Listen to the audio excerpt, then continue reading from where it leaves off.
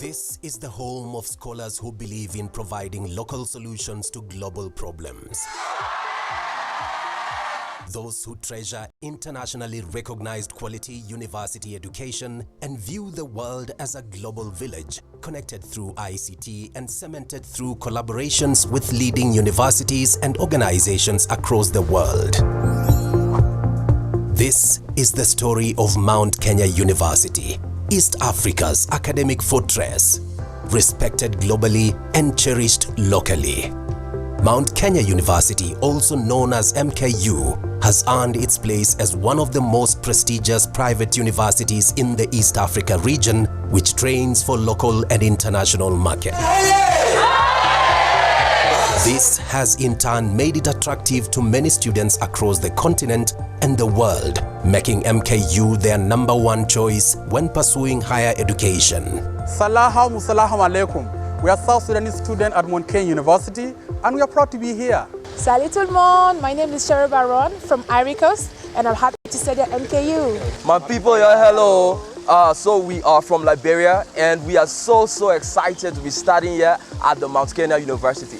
Bonjour, my name is Dominique from Comoros, and I'm excited to be at MKU. Muribanji, we are Malawian students studying at Mount Kenya University. This is Ali Abshir from Mogadishu, Somalia. I'm very happy to graduate from Mount Kenya University. I'm Mahoro Mwese. We are from Burundi. We are very happy to study at MKU. I'm a student from Angola, and MKU is the best university.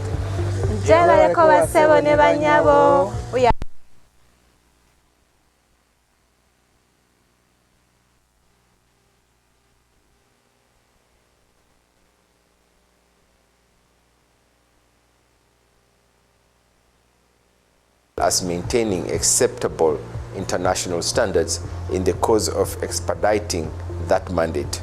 In May 2024, MKU was ranked among the top 5 destinations in the country for international students from Africa and beyond in a study released by research firm PS International.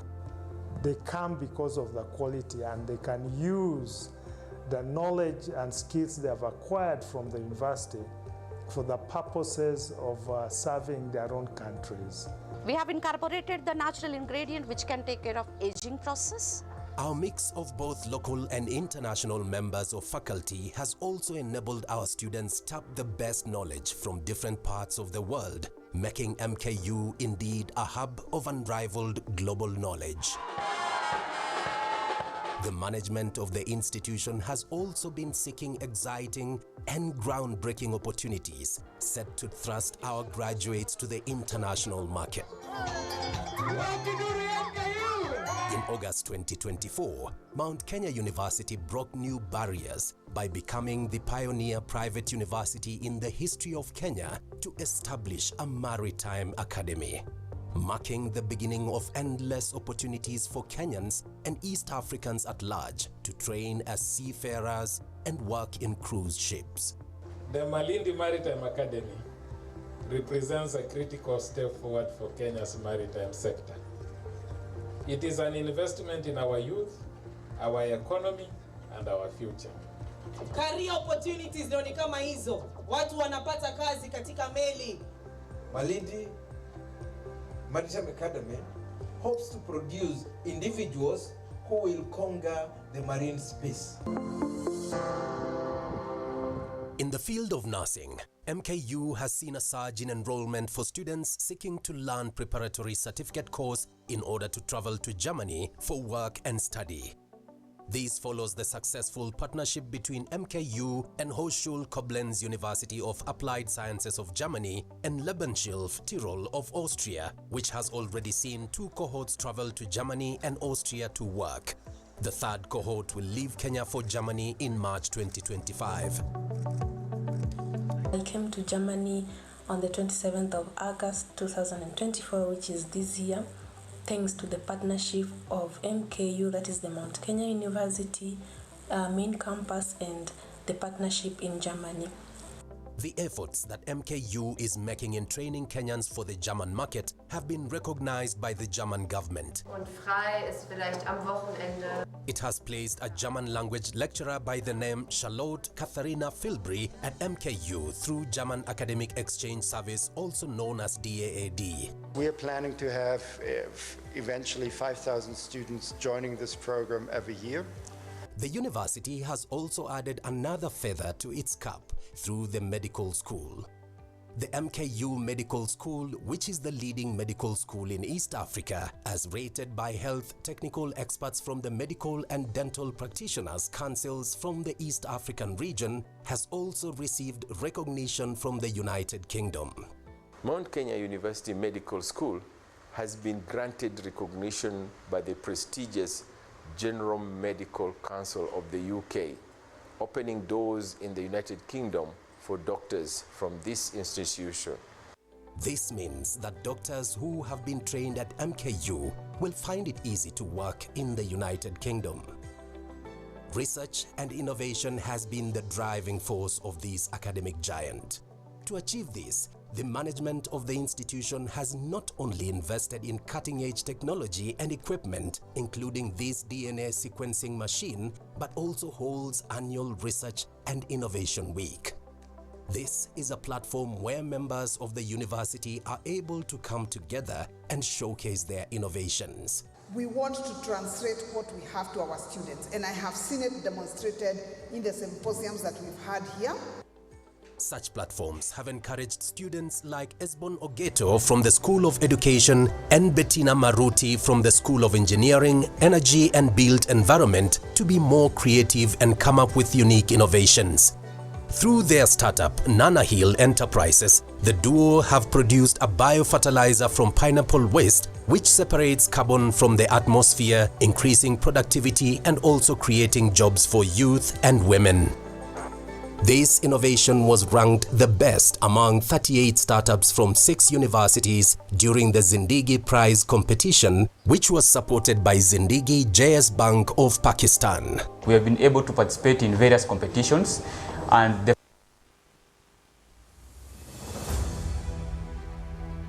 Comrades Power.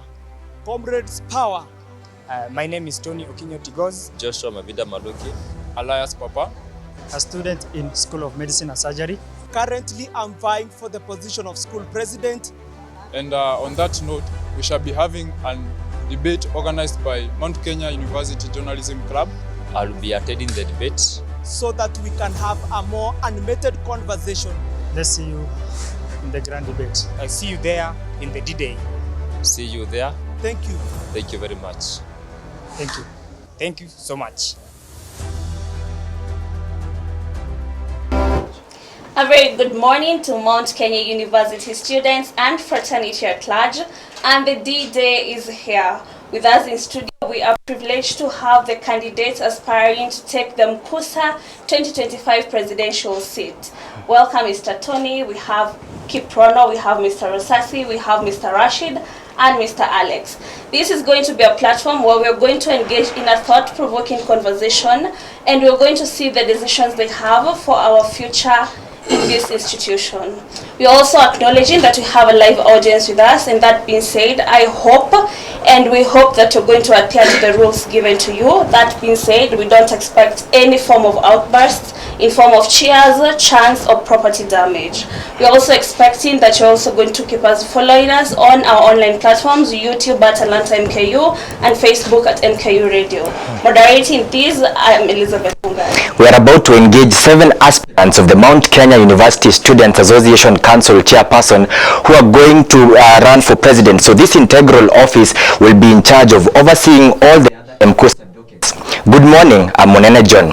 So I'll give you gentlemen each 2 minutes to introduce yourselves as you tell us why you're vying for president. I'll start with you, Alex, and we'll be sharing the mics because there's a shortage of one. You'll take the mic and introduce yourself kindly.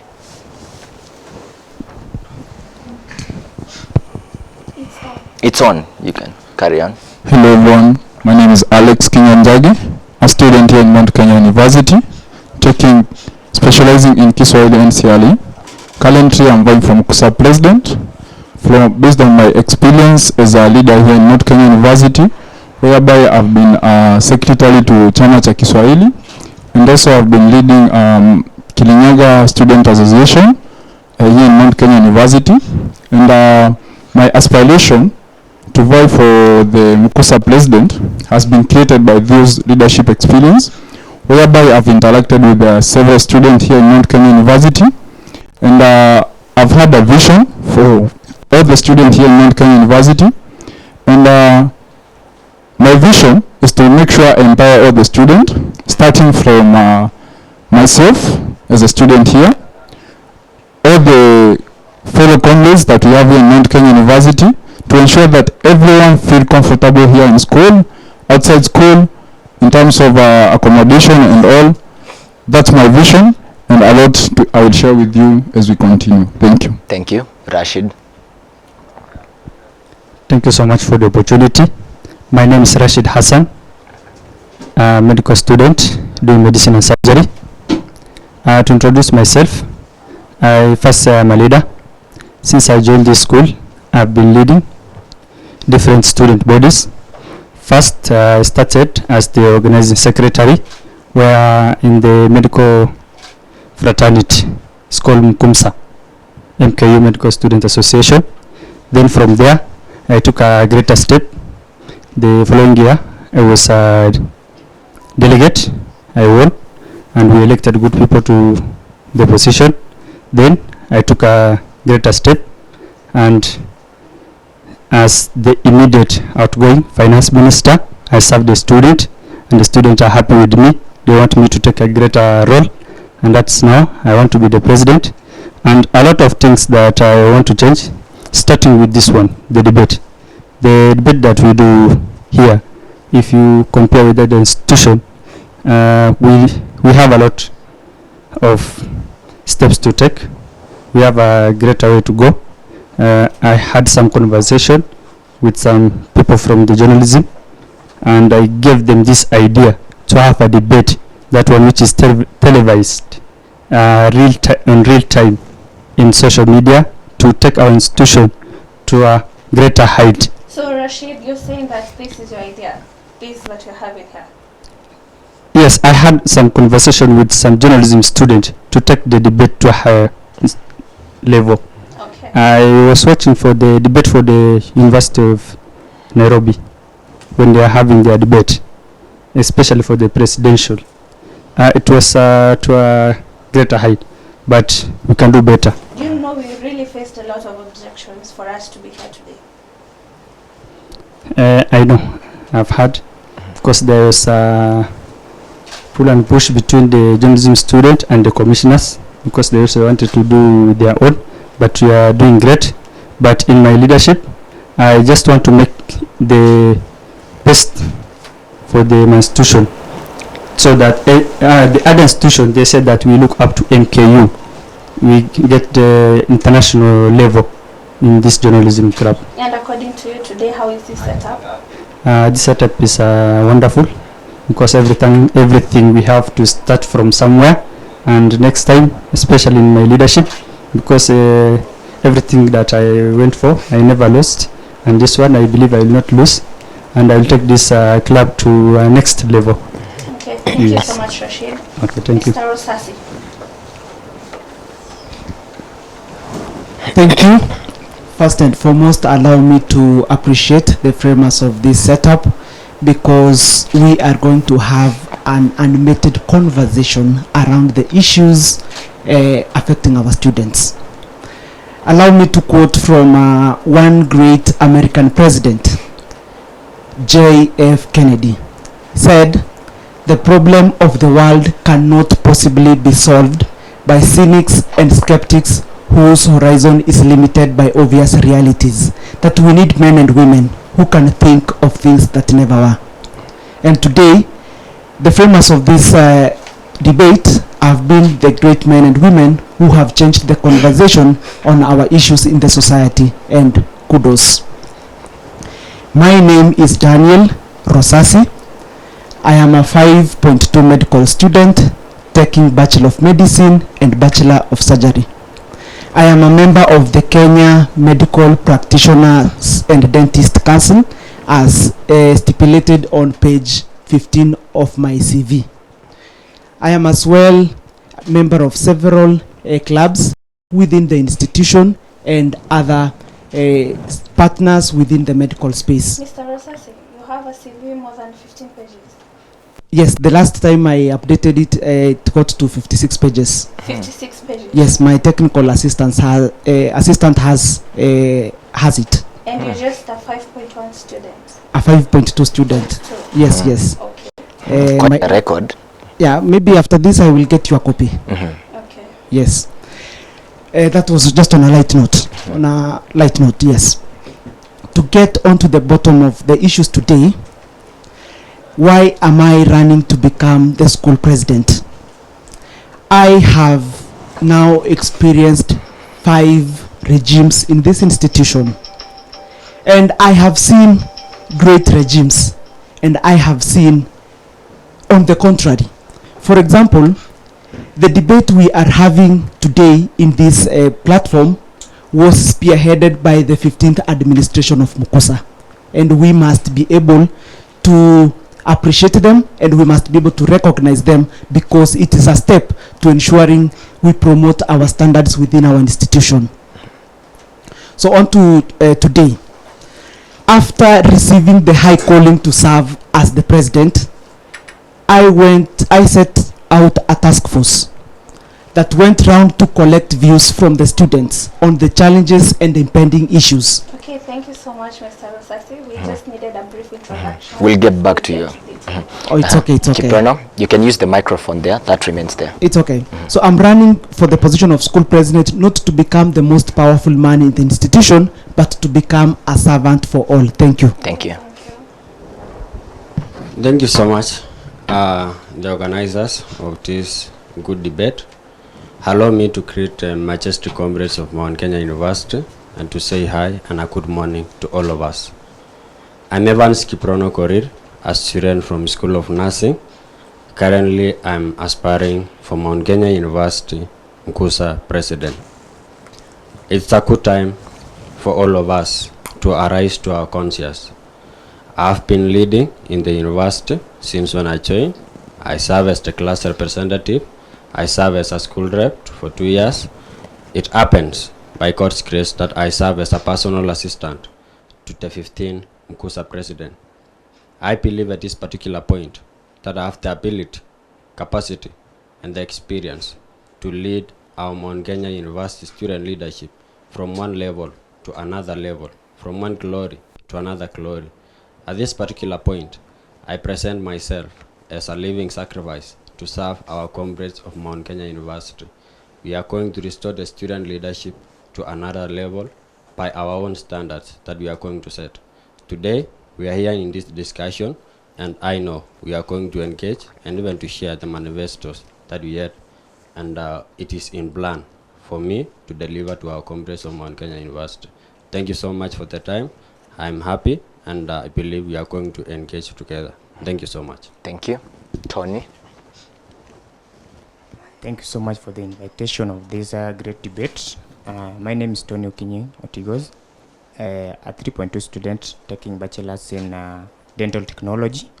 That is medical school. I'm an aspiring candidate in Mkusa President, that is 2025-2026. The reason as per why I'm going for this position, actually leadership, I've been into leadership, let me say, since my childhood. From primary, secondary school, I was a chairperson of Grocery High School back in 2020. Then when I joined campus, immediately I became the class rep. Then I have been let me say delegate for twice, electing the leaders in this great university. So all this I've been going through, following step by step, and up to now I'm going for this presidential docket, and I think we are going to change Mkusa. Thank you so much, and God bless you. Thank you. Thank you so much, gentlemen. Each one of you has talked about leadership, and I'll start with Rashid. You have been in Mkusa before. you are the outgoing Secretary General. And what outside there is that you did not fulfill all your manifestos as the Secretary General. What assurance are you going to give the students to trust you in a bigger position if at all you did deliver everything you had promised in your regime as the Secretary General? Okay, thank you. First of all, I correct you. I was not the Secretary General. I was the Finance Minister. Sorry, the Finance Minister. Yes. And Finance Minister, you know, there are two different of people. There are people who make promises, and there are people who deliver. You don't have to show people what you do. What you do show by itself. Do you think it's showing? Yes, let me talk. Yes. I don't give a lot of promises, but if I say I do one or two or three things, I do the few things that I say. And in my office, my mandate is first of all the external hostels, and the other thing is about the help. When I was in office, I promised the student last year, a time like this, I promised the student that I will bring service closer to the student. That is the help service. And that one, I did it. I did help sensitization. We did it in the Indo Arena. And after, in September, we brought the help people during the intake. They were here, we gave them a tent, and we brought the service closer to the student, solve the student issues. At some point, there were some students from School of Pharmacy. Yes, from School of Pharmacy. They had an issue with the help. Their help was cancelled. I personally went to the anniversary tower to solve the issue.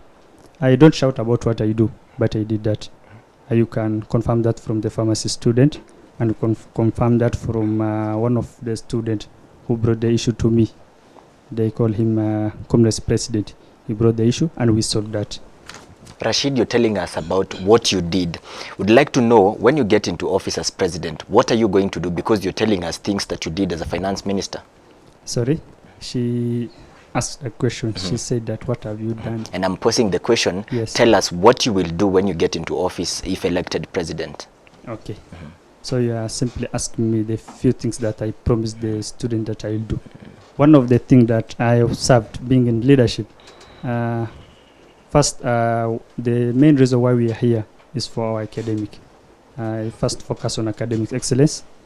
And saying that, one of the things that I've experienced is that our comrades, those who stay here, especially in the hostels, in their rooms, they don't have access to internet.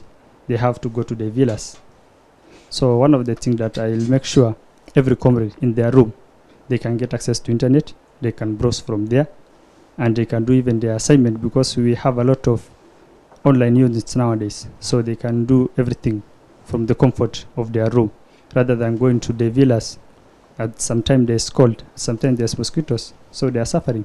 That's one of the things that I want to do. Okay. The other thing also is about the MKU scholarship. I've tried to follow up. They are also sorting their things. So one of the things is that I want to make it more transparent.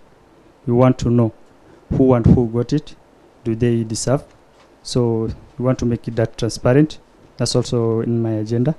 Okay, Mr. Rashid, just Yes. to cut you short, you talked about bringing Wi-Fi to the students living within the school facility.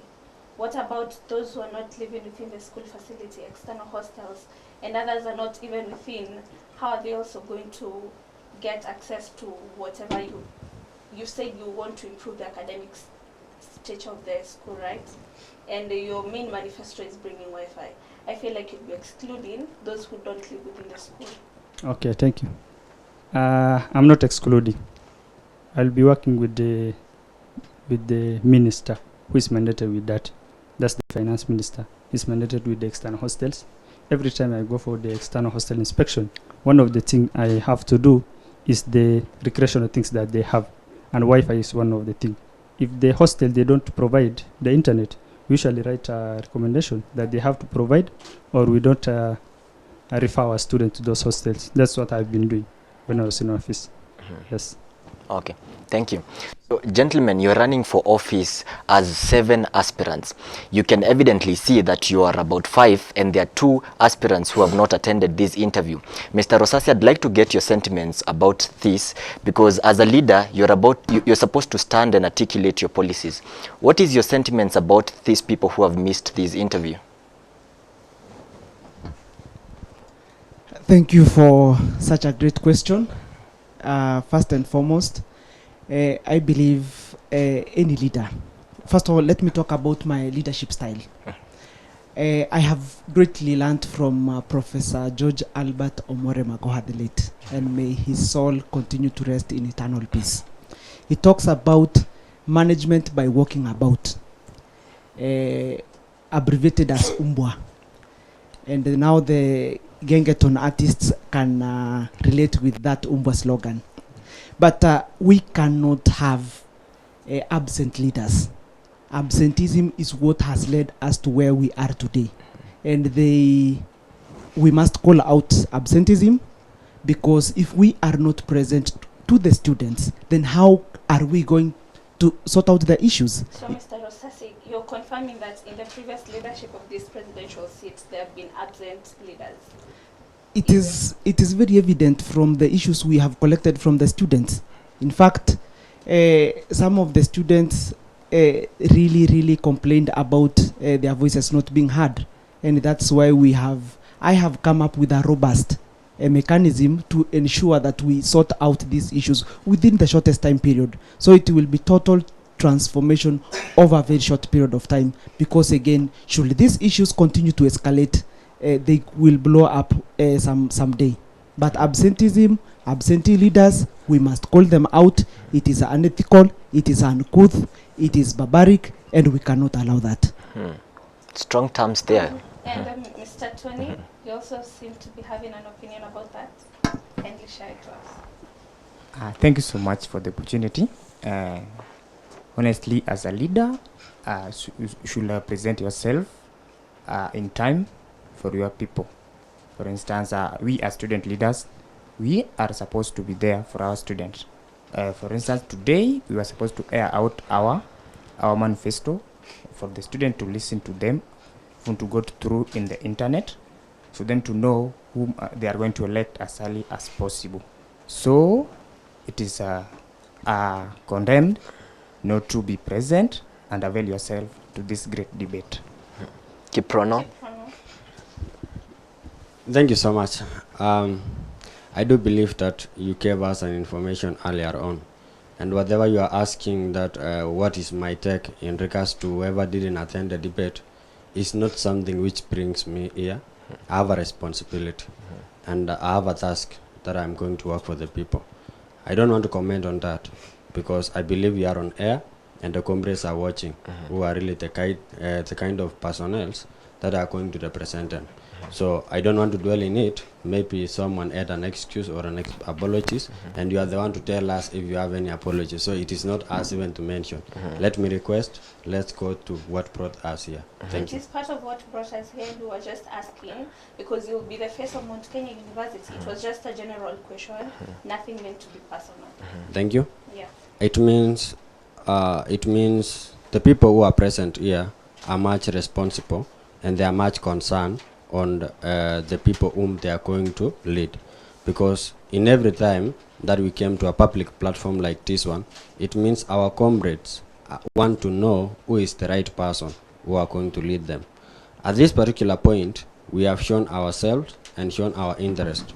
Me personally, I do believe that in each and every place that I'm called, because this is a club that belongs to all the students of Mount Kenya University. This is a club which is respected. This is a club which you also know they have been part and parcel of marketing our university externally. So whatever even we are going to speak here, I will be able to retrieve it in the 20, 50 years or 50 years to come. That I was aspiring for Mkusa president, and this was our debate in journalism club. So I'm much responsible, not only for today, but also to the future generation who are coming. Because next year, I know we have set a standard whereby the next year's candidate, they will be following what happened.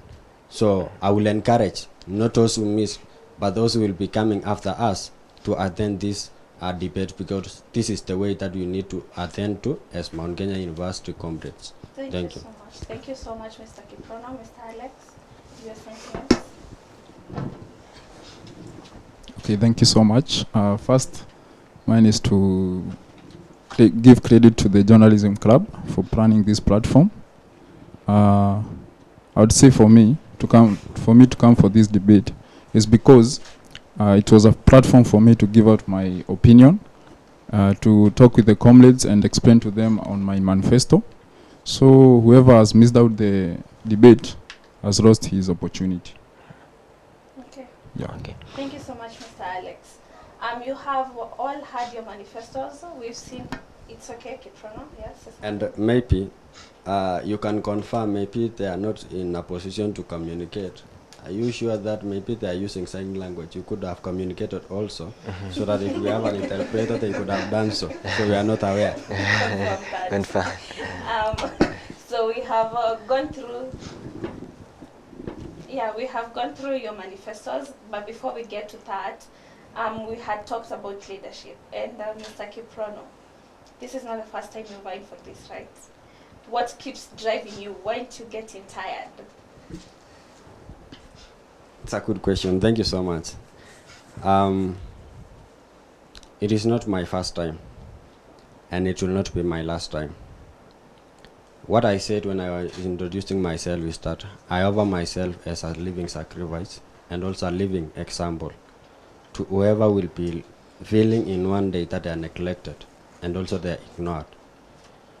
I fight in the year 2023 as Mkusa academic minister.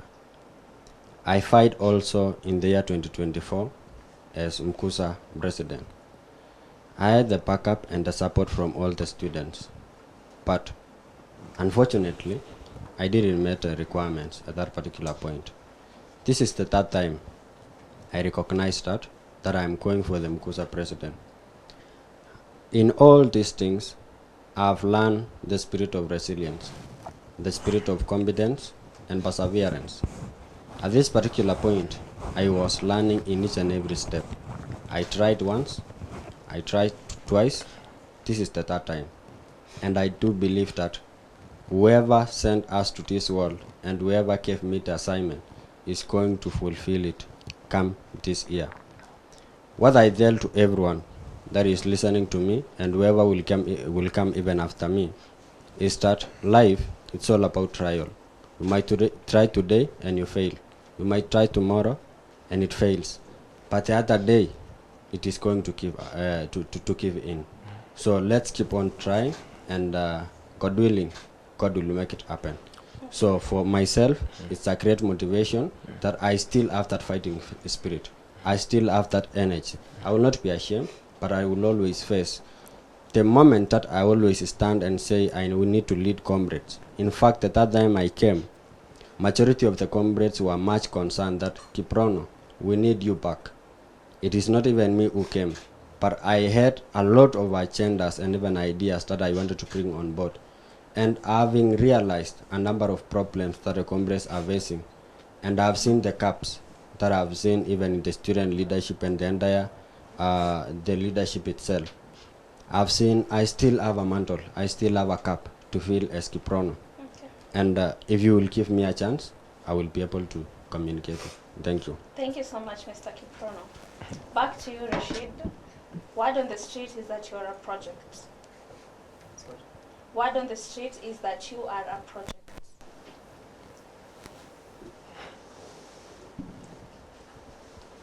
You asked me why you think that I'm a project. Not me. There are allegations that you are a project of some certain entity in this institution. Is it true?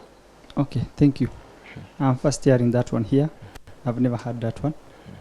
I'm not a project per se. I'm an ambitious man. I have ambitions. And that's why I've started from down there as a delegate.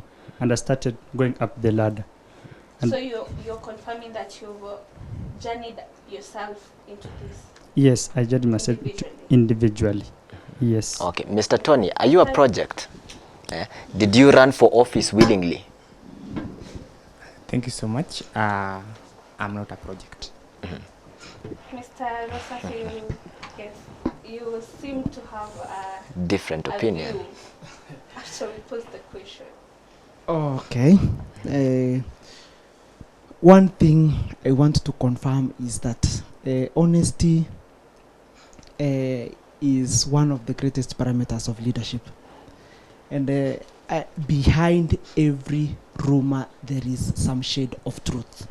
And therefore, whoever that question has been posted to must come out clear and get to explain. Because the Mkusa constitution is very clear when it comes to its terms of service.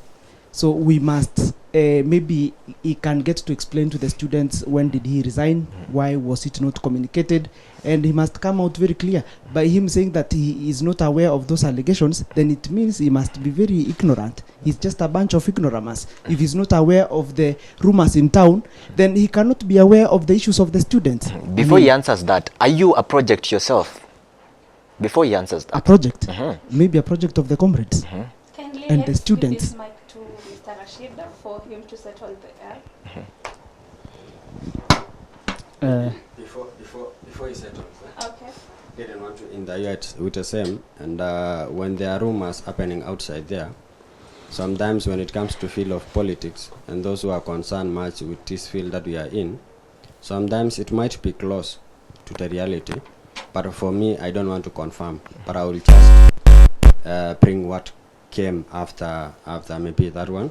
And being a senior comrade, I witnessed the leadership of academic minister who was here in 2021. He tried to come back as the president, no SG, in the year 2022, and he was denied a chance that he was serving as the academic minister previously. Last year, we had someone by the name here and the Papa who tried to come back to fight for entertainment docket, and he was entertainment, but he didn't get a chance.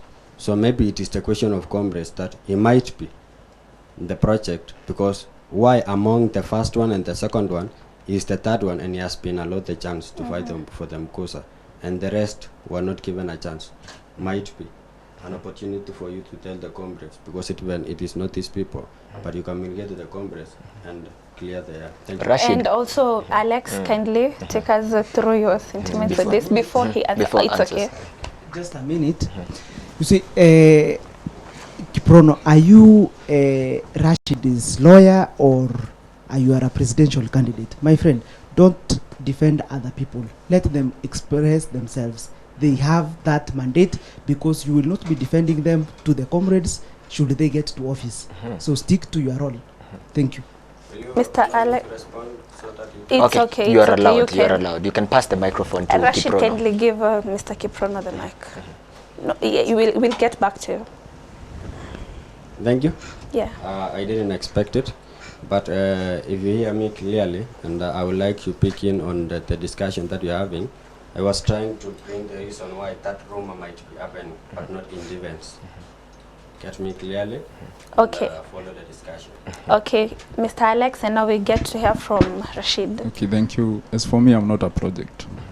I'm here to serve the comrades, and my willingness to serve the comrades come from inside. So as for Rashid, let him clear the air. I don't have any allegation against him. Let him speak for himself. Okay. Rashid. Mr. Rashid. Thank you so much for the question. One of the things that, or one of the requirements that is required, first of all, as aspirant, or if you want to be an aspirant, you have to read and understand the constitution, the Mkusa constitution. First thing, I've read the Mkusa constitution and looked at the requirements. What is required of me to vie as the chairperson of the Mkusa? One of the main things that they looked at, do you have 12 months remaining in the school, excluding the attachment? The other thing, you have to clear your school fees. And the other thing, you don't have, those are the major things that I'm telling you. You are not supposed to have some disciplinary issues. So I put this Mkusa constitution, read at it, looked at myself, and then I found that I qualify for the position. Then I asked myself, I'm already in office, what can I do? Then the best thing is to resign. I wrote the resignation letter and sent to the dean's email, if you want to confirm. Because you know, if I say that I've just sent it the hard copy, it might be missing. But what is sent to the email, it is still there. You can confirm from the dean. Because I resigned and applied. Yes. And do the comrades have that? My mandate is just to resign, and then the communication is supposed to be from the office. Okay. Yes. Rosasi, that was your question. You are the one who asked why he did resign. Are you satisfied with the answer? Should it have been done in a proper way, then we could not be having this discussion. And I think if we can begin to discuss other candidates, then they probably might be burnt by the comrades, because the comrades are agitated outside here on account of backward leadership that has been experienced. And therefore, for us to give hope to these people, for us to give hope to the comrades, I urge the panel so that we can delve into the issues, because now those past issues, that is what under bridge, I urge us to have a conversation that will get to empower and impact the students more appropriately. Okay, thank you so much. And if there are issues of projects, and if those rumors are true, we urge anybody involved to maybe come out clear and get to explain, and to keep off and or watch the space as we get to realign the association. Thank you. Okay, thank you so much. Thank you. Now, Rashid, you have a thing to say? Just a minute. Let me just wind up. Even Bwana Kiprono, he said that there are some also other leaders who are denied the chance, maybe to vie for the second time. I just want to pose the question to him. Did he ask the students or the vetting committee why those who went for the second time did not qualify? Does he have a proof that they qualified but they are denied? That's just to ask him that. Thank you. Bwana Rashid, it was a point of concern, and I know it's a concern of every comrade in this institution. I'm a concerned comrade and a senior comrade, and when anything is brought on board, we must just address it. So in line with that one, I was aspiring for president last year, and I was not given a chance because of a reason. He also had a reason. At some point, we might get it to be a confidential one. But for me, I brought it public, and I say it was the fee issue, which we end up also doing something to my own sake and also to the sake of everyone. So to your question, I have not said it was denied, but I said they were not given a chance. Okay. Thank you so much, Mr. Kiprono. Before I let you go, you said you are the personal assistant of the current Mkusa president. So, therefore, would it be right to say that you're part and parcel of the problems that the comrades are facing because you are part of that administration? Correction. It was the president of the 15th president, not the current. Yes. Still the same, you are part of the administrations. What did you not do then that you will do when you get into office? Okay, I don't want to reply to you by asking a question, but the position, being a personal assistant, it is not under any constitution of the Mkusa constitution. It is not in any of the chapters and even article. It is not recognized. So I was there also serving as the school representative. So in that particular point, maybe you can allow me mention that one, because that is the one which is mandated in the Mkusa constitution. So when I was serving as the school representative, I joined here and recognized that in my school there was a number of adjustments that were supposed to be made. Number one, we were facing the challenges of units being carried forward each and every semester. I managed to address through the department, and we brought everything in order. We were also facing the challenges of clinical rotations, now that we do in the every third semester. Number one was on the issues of transport to Ikigania, that is where we normally go, to Madare. My class, I was serving as the class rep, we were 64. And the past that we were having as a school of nursing, it was occupying only 32 students. I had to write a proposal through the school and the department, and we gave to the management a proposal whereby we managed to get a school bus accommodating 64 students. So at this particular point, if you can go and watch the other side of the this side of the university, down there, we have a school bus. That is one of the achievements that I managed to achieve as a school representative. Okay, just to cut you short, thank you so much for that answer. Now we are here and the students are asking the question of what is your main manifesto? Probably you might be having similar goals, but what makes yours more unique and more implementable? I'll start with you, Alex. Okay, thank you so much. To start with, my main manifestos majors more on issues to do with fee.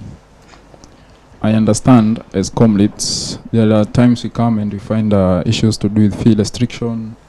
We cannot access the school, there is cut. So first, we have identified the problem we have as comrades. Me and my team, we sat down. We tried to find out what are the challenges, what pushes the comrade to have these issues. We came up with recommendation that we shall put in place to solve the issues. To start with, we normally have bursaries, of which the school normally allow bursaries here. So, for me, what I would wish to do when I get into office is to find a way to get into the county government, come up with a platform known as Mkusa bursaries. Work with the administration, use that platform of Mkusa bursary to partner with the county government or the county government. I know it will be a big job to do, but it's a responsibility given by the comrade to work for them. Okay. So I'm willing to go and partner with all the county government with that Mkusa bursary. That will allow the student to access the bursary easily. Okay, let me cut you short. Yeah. You mean the county government or the county governments? The because this is a county. population, we have a population from students all over the nation. Yeah. Are you promising that your team is going to reach each county and present this issue and introduce Mkusa funds to fund students who are in Mount Kenya University? Yeah, I just have a scenario where back in our county, Kirinyaga County, we normally have a platform known as Nyangati University Student Association. We have partnered with the county government, whereby we are able to access the bursary for the student in university and colleges, of which it's something that it's there for the student. It has been allowed. Like that money is for the student, and it's there in every county. Okay, we're talking, okay, that's fine. Yeah. But also, we are not just nationally based. We are an internationally based institution. Yeah, I understand. But then, being an international, we also have students from those counties. Like you have students from Bomet, you have students from Kirinyaga, students from another county. So it will be easier to work with the county government to give bursary to the student.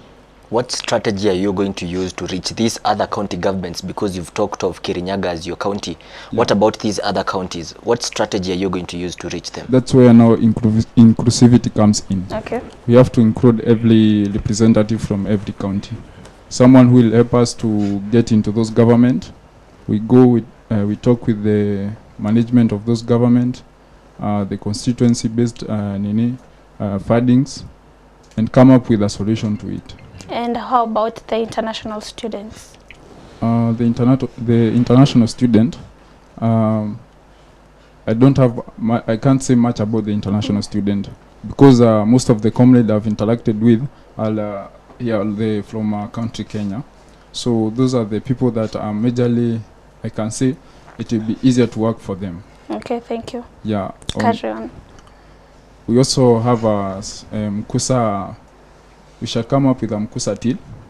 This deal will help us to find a sponsorship, if we find those students who have the major fee issues, fee challenges, we can raise funds through that till and come up with a way to pay for them with accountability that shows the comrades that this is the amount that was contributed and it was used to pay for this student, and this is the list of the student to whom the money was used to pay for. So your team is going to work and ensure that it has included all the students that are okay. Yeah. Because in the team I include all the students. Okay, carry on. That's about the fee restriction. Just to cut you short, before you get there, I had gone through your manifesto, and one of your recommendations was fee reduction. Yeah.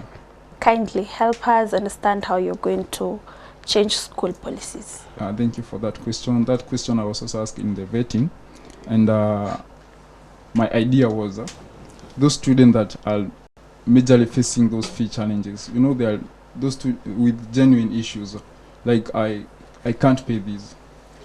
Sometimes they are forced to drop out, sometimes they are forced to maybe extend and register their courses sometimes later.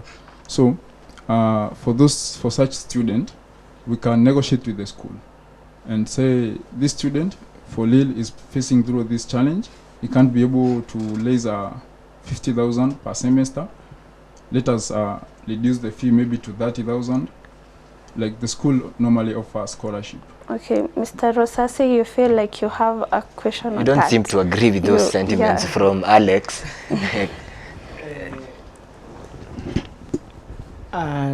You see, we must be very honest in having this conversation. And when you exclude the international students, to me that is heartbreaking, because part of my great friends that I have very great friends from South Sudan. I have Malik from the great country of Nigeria. So that when you're not talking about the issues, that kind of agitates me. But let's continue having this conversation. Okay. Yeah, maybe to collect him, they are not excluded. That's your own assumption, and it's not good to make assumption. I've said majoring more on in matters concerning the fee issues. No, it feels like you excluded them, to be honest, Alex, Okay, because you have given us a solution to what you're going to do to people who are nationally based in this institution. But you've not given us a clear plan on how you're also going to include those students who are here internationally. But they are included when it comes to matters to raise fees in the till that I've talked about. But when it comes to bursaries, to speak in reality, we can't go looking for bursaries in Nigeria, outside the county. Okay, thank you so much. And now that you've brought up the issue of fee reduction, I'll pose this question to each one of you. Do you think it is possible? Do you think it is something that can be implemented? And I'm going to start with you, Tony. Mr. Rosas, kindly share the mic. Thank you so much. To that question of fee reduction, it is possible when proper channels are followed through the administration. It is possible, especially when you narrate to the individual student who is going through a lot in fees payment. So when we go through the correct procedures to the administrations, and I think it's very possible at individual level. Mr. Kiprono? Thank you so much. Maybe I would request you have one of my PA outside there. I would request him to be okay, Mr. Kiprono, we'll have a commercial break soon. That's when he's going to come in. Okay, thank you. To the question that you asked about the fee reduction, I think this is something which is it is countrywide, and I don't want to lie to comrades. Let us not lie to comrades. I will request my people, because it is something that the management and even the government itself has sat down and agreed on that. There are some of the policies that we can adjust, and we can all I work under 3 principles, that is inclusion, innovation, and integrity. One of it, on inclusion, it means the policies that are there in our university, maybe fee restriction. If I can send maybe whoever came up with the issue, or fee reduction, let him go and review what is there in his student's handbook, which it states everything from the start to the end. The issue that we are addressing on fee restriction is not a day of restriction on the 6th week. It is something that we can call the students and say, let us discuss on these policies. Policies was instituted before 2020. It might have been 2016, 2017. Can we call the management and tell them, I'm the representative, I'm the spokesperson of the students. I feel that these policies that was instituted in this year is not favoring the current student in 2025. Can we kindly discuss on this one? Because as we talk, currently we don't have any student from a public maybe who are transferred by the government. They are all private students. So can we change the policies so that it can adjust to whatever the demands it is in the students? Those are the things that we can discuss. But me coming here and tell the student from the School of Nursing that will reduce 1 or 6,000 every semester to around 50,000, it doesn't make sense.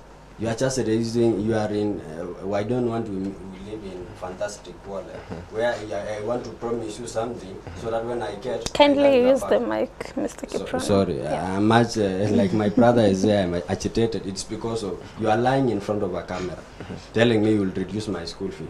How will you do to this guy who is in third year, fourth year, and even second year? You can tell them, maybe those people who are joining will try to reduce. It means you are going to every government and tell them that I think this school fees cannot work for us, to our students alone, not even UN. We have several universities. From the records and the statistics that I'm having, we have 72 universities currently. We are not special. We are people that we are in the same Kenya, and also we recognize the fact that we have the students from external in East Africa and even West Africa.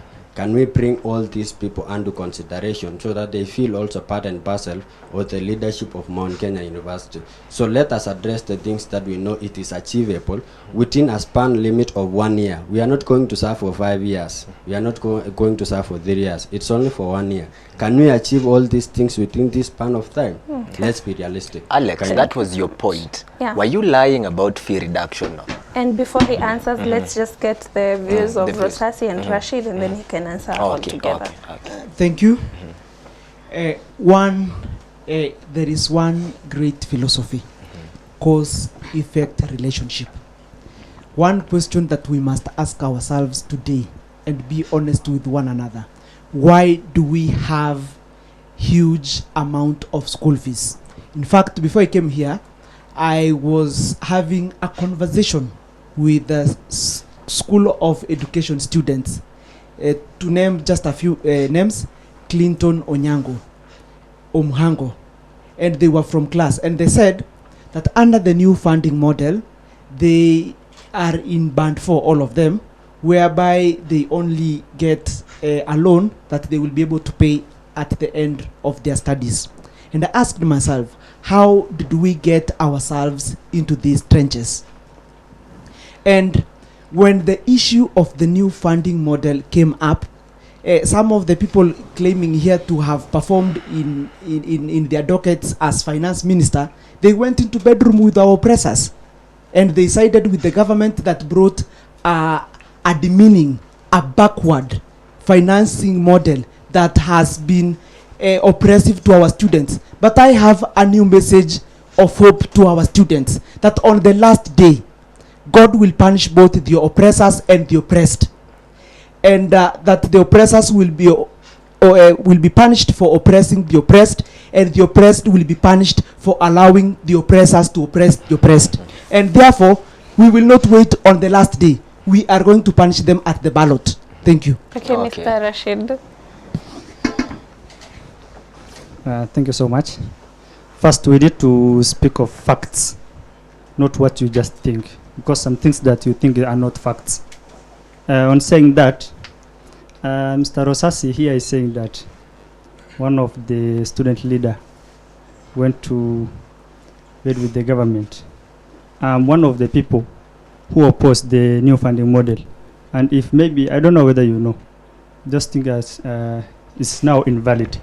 It has been annulled in the court because it doesn't favor the comrades. As you know, that morning, when we were called to the Kenya School of, Kenya School of Government. We were called there. We went as all the 7 Mkusa members, Mkusa council members. We went there. We started with chanting the words that the PS doesn't want to hear, because we did not want to have that new funding model, because it is not a favor to the students, whether in public or in private. Because let's take an example of a student from education. By the time you are finishing 4th year, you are having a debt. Whether you take the help or not, you must have a debt. And if you take the help, you are having a debt of over 300,000, and you are just a teacher. Getting a job is an issue. That's one of the issues that made us not to accept the new funding model. And as you know that this government, they have tricks and ways of doing their own things. They call some few individuals, align with them, and that is how they asked some people to join the committee. I think you are aware that committee, that was the task force of the committee that was formed by His Excellency. And that is the just tactics of dividing and ruling the student. But I, Rashid, as the finance minister, I never accepted that new funding model. We even had an online discussion with the student, if they remember, that to oppose that one. Okay, thank you so Yes. much. Rashid, before we go to Alex. Okay. Now, apart from that, now let me go to the issue of fee reduction. First of all, if you are a leader, you have to think internationally. You have to think broadly. And you don't just have to think about your institution. You have to borrow also from other institutions what they are doing, how are they driving, and the students are not complaining. I myself, in my high school, I'm a beneficiary of some scholarships. So one of the things that I have found out that these scholarships and the grants that we get from organization, one of the things that they look at is the transparency. What we are giving, are they using it properly? That's why the first thing I told you is that I want to make this scholarship more transparent, so that even the donors, whatever we are giving out is helping the student. If it's helping the student, even you get another donor and you increase that one. I can't agree with him of the fee reduction, but one thing is that how can we get more funding for the institution to replace the fees paid by the student, so that it's paid by other organizations. People get maybe half scholarship, 50%, maybe 70%, 30%, or even full scholarship, so that we reduce the suffering of the comrades. That's Okay. my take on that. Thank you so much, Mr. Rashid. Thank you. Back to you, Mr. Alex. Kindly take us through whatever they have said. I hope you've picked the points, and kindly explain to them and the students as to why you thought that would be a better recommendation, and then you also take us through your other manifestos. Okay, thank you. On my take about the fee reduction, first I would like to say it's something I've seen working. My friend Rashid had mentioned that he had brought a HEB sanitization some time back when he was in office as the finance minister. I happened to attend that meeting, and the guest that he had brought there, he is the one in charge of the scholarship here in school. So he told us the reason why the school scholarship normally have delays is because they don't have access to those students with genuine issues of matters concerning fee payment. And the people who are supposed to present those students to the administration is us, with the leaders. Emphasizing on that, the Mkusa Council, starting with the school president. Can you use the mic? Okay, starting with the school president, the finance minister, the SecGen. Those are the people who are supposed to present such student to the school. So when it comes to a point that the school is not aware of people who are going through those challenges, why are they not aware? While Leos, there are leaders who are there to link the student and the administration. Because to speak the truth, You can't tell me the dean of student can go looking for student who have the fee issues. Well, else there are people who are mandated for that responsibility. Okay, thank you so much. Okay. Yeah. So it's not alumas. My friend Kiprona said it's a fantasy. I don't live in fantasy. Maybe it's not good to mention this, but at sometimes back, he was raising his school fee. Yeah. Yeah. So I happened also to chip in. I helped him to mobilize. You can ask him himself. I happened to help him mobilize.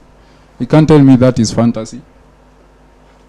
That's the reality of the. He is my fellow comrade. Okay. And I'm there to fight for my fellow comrade. Okay. Thank He you.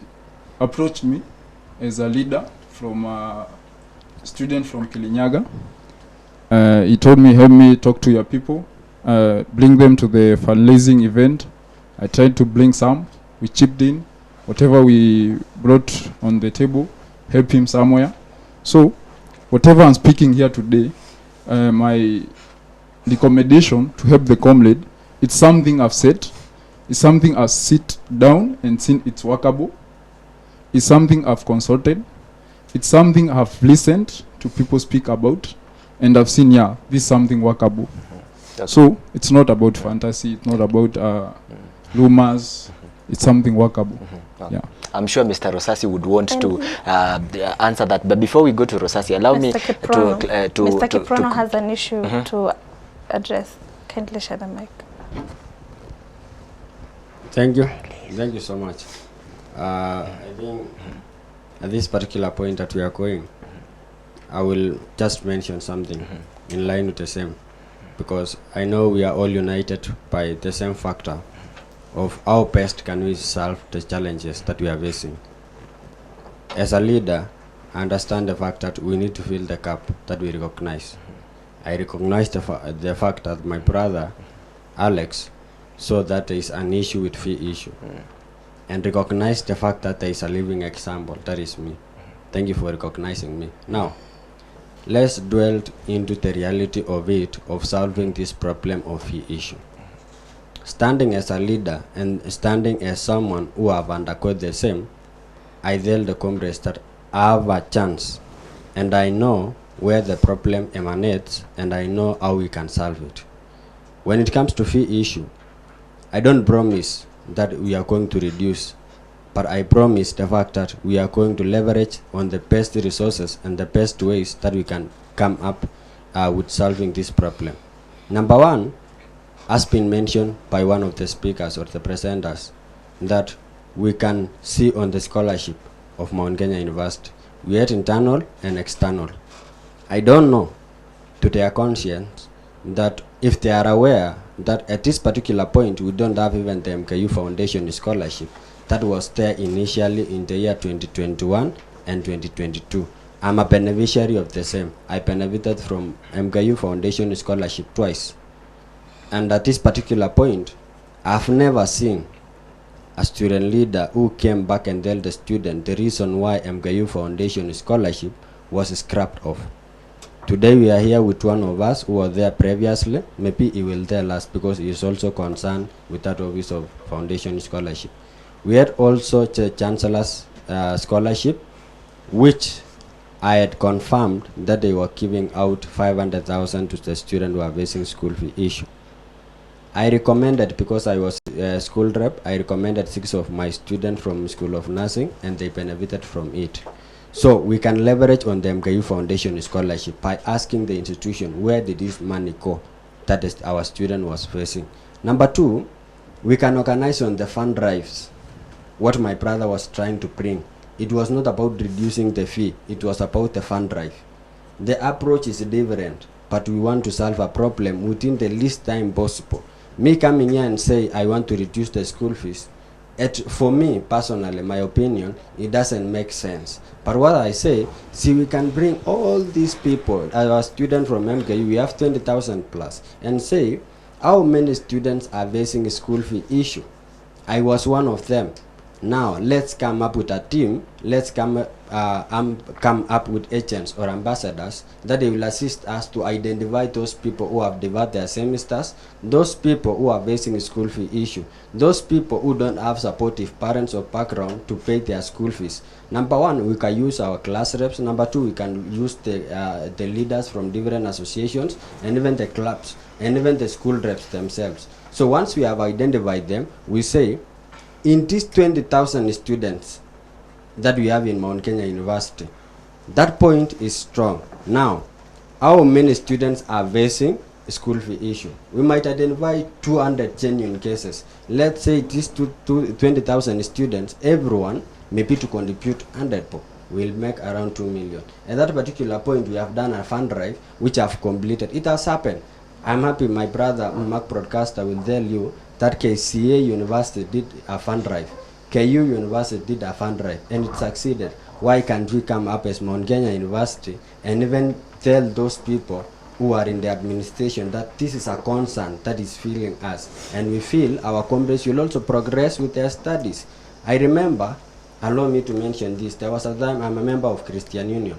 And in Christian Union, we'll call the chairman of Mount Kenya University, and he came and gave out 2 million. Why can a president, if in case I'm given a chance, I can be able to face him and tell them that we have this so-and-so student who are facing school fee issue, totaling to this amount, give them a chance so that they can continue with their classes. That is the solution that I'm providing as Evans Kiprono. We can also leverage on the external, that was on the bursaries, on the county government, but it can't be promised. Because those people are politicians, they will also say we have also other students from other institutions. How can we manage? Why can we only give to MKU and yet we have other students from other universities? So for me, I feel there are some of the things that we can do internally and solve the problems that we are facing. There are some of the policies also that I discussed that we can revise with the university. If it's about fee restrictions, which are these policies that we can address it on? If it is about 6th week that we are bringing the restrictions, why can't we take even to the 10th week? Because it was an agreement that was made by the management. Also, we can bring our students and the management and we discuss. Being a president of Mount Kenya University, it means I'm a representative of all the students. I'm a spokesperson. I'm linking the students and the administration. So when they have a problem, I listen to them and I take the problem and we'll solve it. It is all about involving the students in policy making. That is what I promise as Evans Kiprono, and I believe it is achievable and we can make it happen. Okay, thank you. Now back to Mr. Rosasi. You had something to say as you close on this issue, school fees. Yes, I was a little bit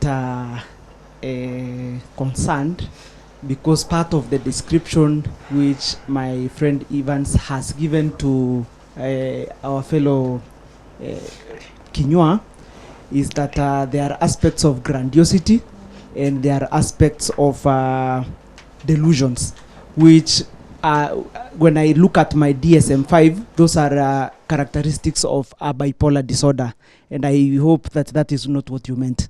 But now on to this more pertinent issue of fee issues. It is a thorn in the flesh. In fact, I interacted in one of my rounds around the school. I interacted with one student from medical lab science, taking Bachelor of Science in Medical Laboratory Services. And he said his name is Noel Opar. And if there is anybody who is watching this debate, I urge all of us to come to the rescue of this comrade. He was walking around with a pro forma of 233, having a school fees challenge of 233,000, walking around the school trying to raise that money. One thing I have come to agree is that when it comes to raising money from the students, there is a problem known as donors fatigue. So with the time, the students will have a problem with donating money. And therefore, within my manifesto, being conscious of the fact that a person can lack school fees, but lack of school fees is not a disease. Lack of fee it does not mean it's the end of life.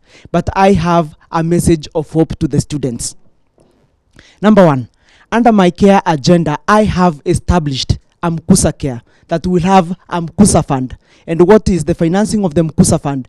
We will, number one, we will be able to consolidate all our scholarship programs. For example, Mkusa MKU Foundation Scholarship, Chancellor's Scholarship, because when they go out there to ask for donations, they ask in the name of the students. And 10% of the Mkusa budget will be able to be directed into that Mkusa fund. Now, some people will ask me how workable is that initiative. We will have a Mkusa fund board that is student led. We will have a Mkusa fund oversight board so that we can promote accountability.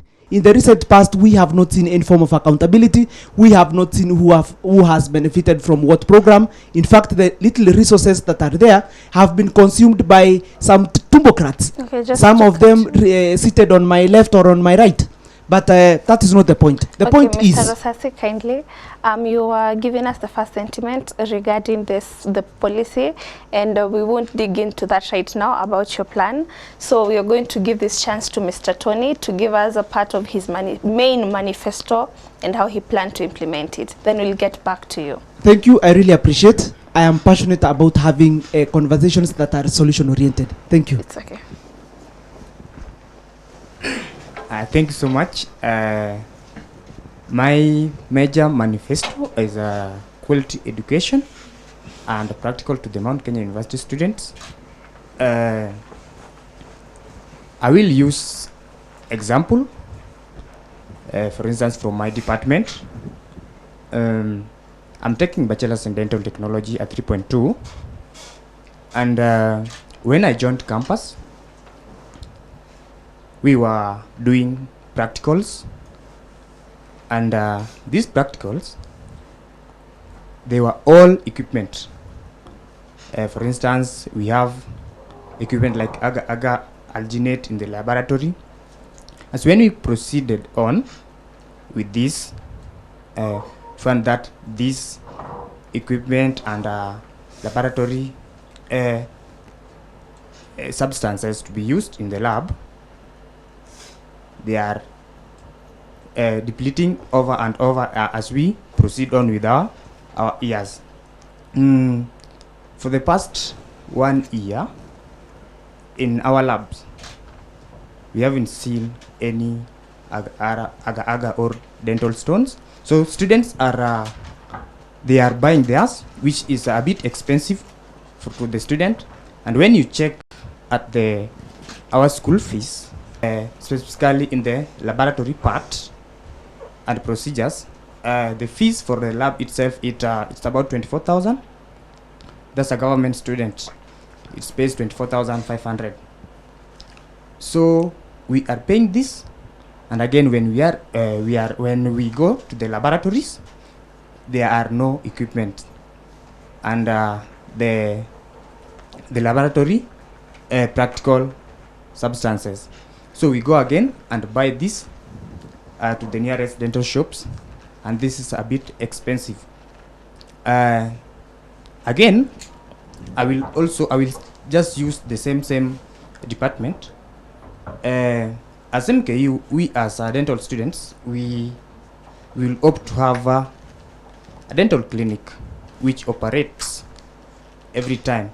Remember, when we are taking our practicals and during our attachments, we are being referred to very far places, and we are not in constant contact and contact practices with this.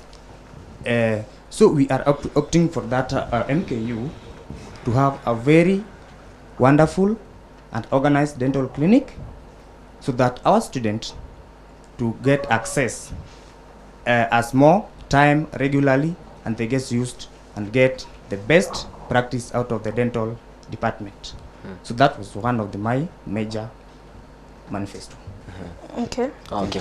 So Rashid, before we close on the issue of fees, you talked about opposing the new funding model. So according to you, what are some of the proposed changes you would have wanted to be included in the new funding model? Because you said you opposed it. Okay. Thank you for the question. I never wanted even the new funding model in entirety. So I just wanted the old one to be continued, because I'm the beneficiary of the old funding model, and I know it's flexible. One thing that people don't see is that the government is pushing the burden from itself to the students and the parents. So they don't want to pay for or to cater for education. And one thing in the agenda that they promised is free education. But now all the burden is being pushed to the student. That's why I don't want the new funding model in entirety. I just wanted us to revert to the old funding model, and every student, the first years and the second years, benefit like me and be happy like me. Yes. Okay, thank you so much, Mr. Rashid and Mr. Tony, for taking us through your main manifesto. Once again, thank you, gentlemen, for availing yourself. And this interview is going to continue, and we're hoping that you're going to get more insights on the vision you have for this school. That, ladies and gentlemen, take us to a short commercial break. We'll be right back. Remember to keep on giving us your feedbacks on YouTube at Atlanta MKU and Facebook at MKU Radio. This is the presidential interview here in the Journalism Club, brought to you by Atlanta MKU, as per produced by Rising Tide Media Crew. We'll be right back.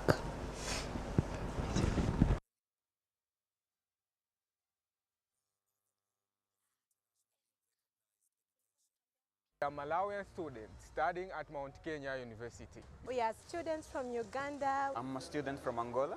We believe in making university education affordable and accessible. We will enable you achieve your career goals. Join us today and let us turn your ambitions into reality. Mount Kenya University, unlocking infinite possibilities.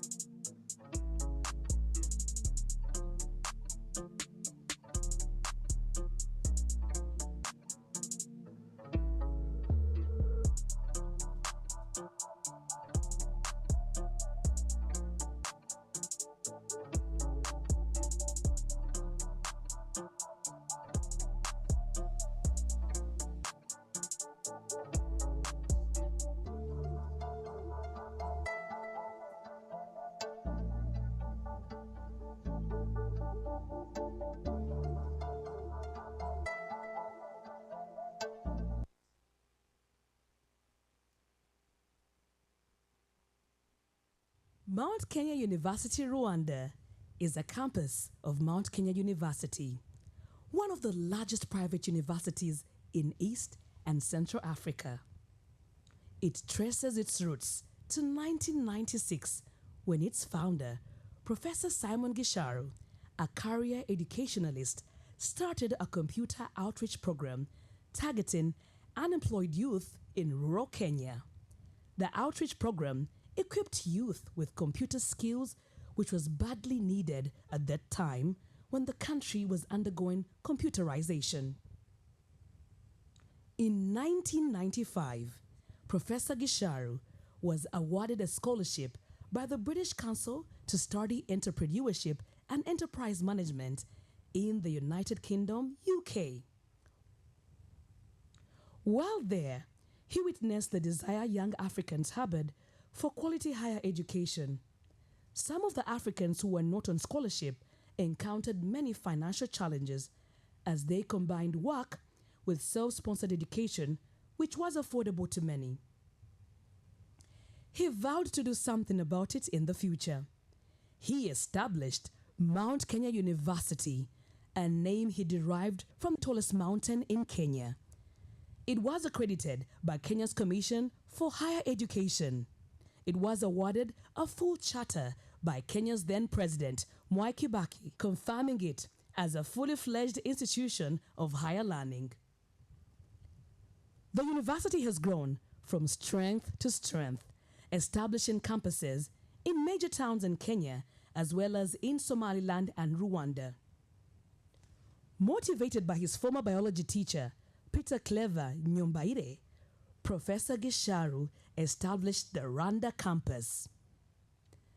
The Rwandan journey started in 2008 when Mount Kenya University entered into an MOU with Rwanda Tourism College, now known as University of Tourism and Business, UTB, to offer its degree program in Bachelor of Business Information Technology, BBIT, to deserving students who had pursued a higher diploma in IT at Kigali Institute of Technology, KIST. The partnership came after the university was getting frequent inquiries from Rwanda after advertising in the country's media houses. Most of the inquiries were written in Kinyarwanda or French. The courses were mainly diploma programs in health sciences. Members of TIT visited the country and discovered there was a great demand by the youth to acquire quality education. The country was on an upward trajectory after a difficult past.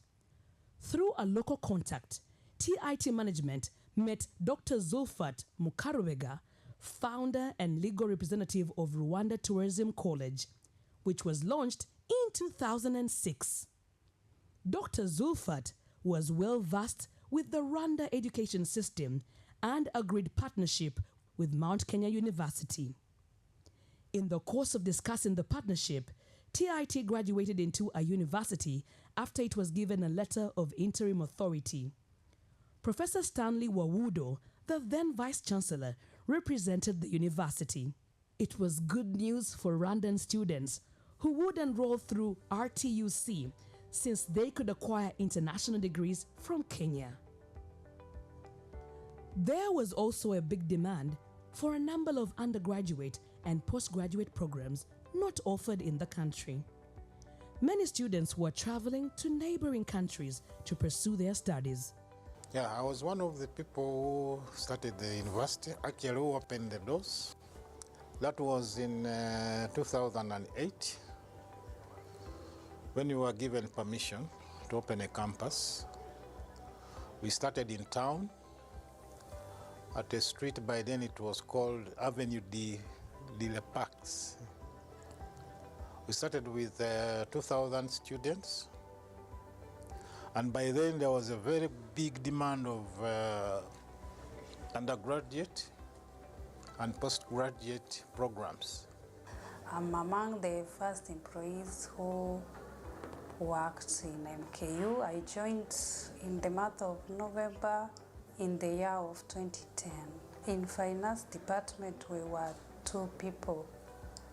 So we were working in a small building and I've witnessed the growth of the university from one small building which was in town to this big campus as you can see it. So I thank the management who have given me an opportunity to work, and also I wish to continue to work with MKU. I'm an alumni of Mount Kenya University. I graduated in 2018. Currently, I'm working as an admin assistant to the Deputy Vice Chancellor.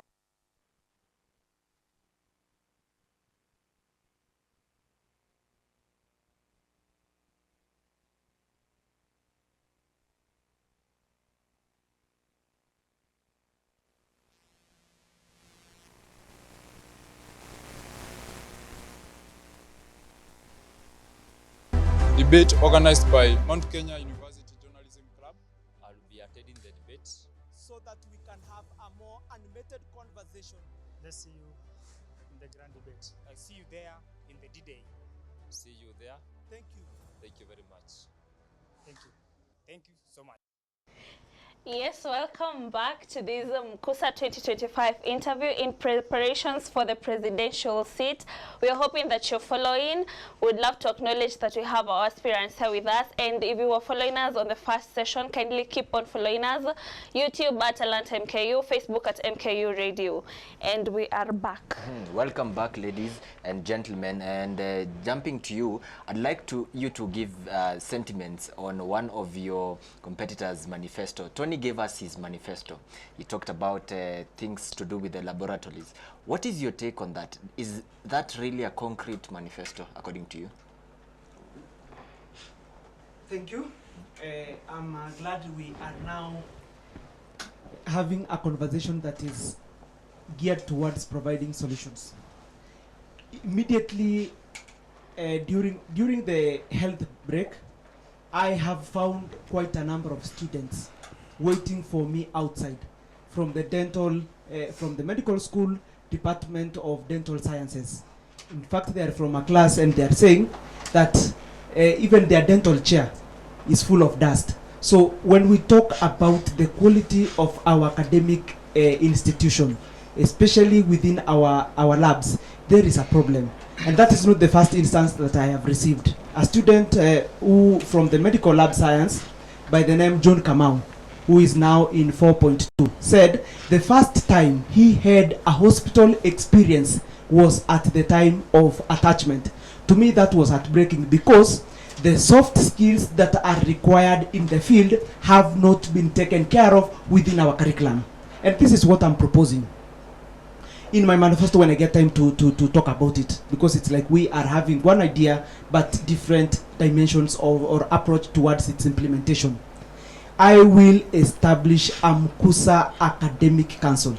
That includes students at the classroom level, student class representatives, departmental heads, school representatives who report directly to the academic registrar administration, and his name currently is Dr. Solomon Mwaniki, so that we do not have to wait for a class rep forum or sensitization that happens once in a semester to be able to raise such issues again, so that we are able to improve on the quality of our academic skills. That is part and parcel of my mission. My mission is to provide care, access to quality and timely academic skills for comrades in need, and to inspire them to transform into productive and exemplary members of the society.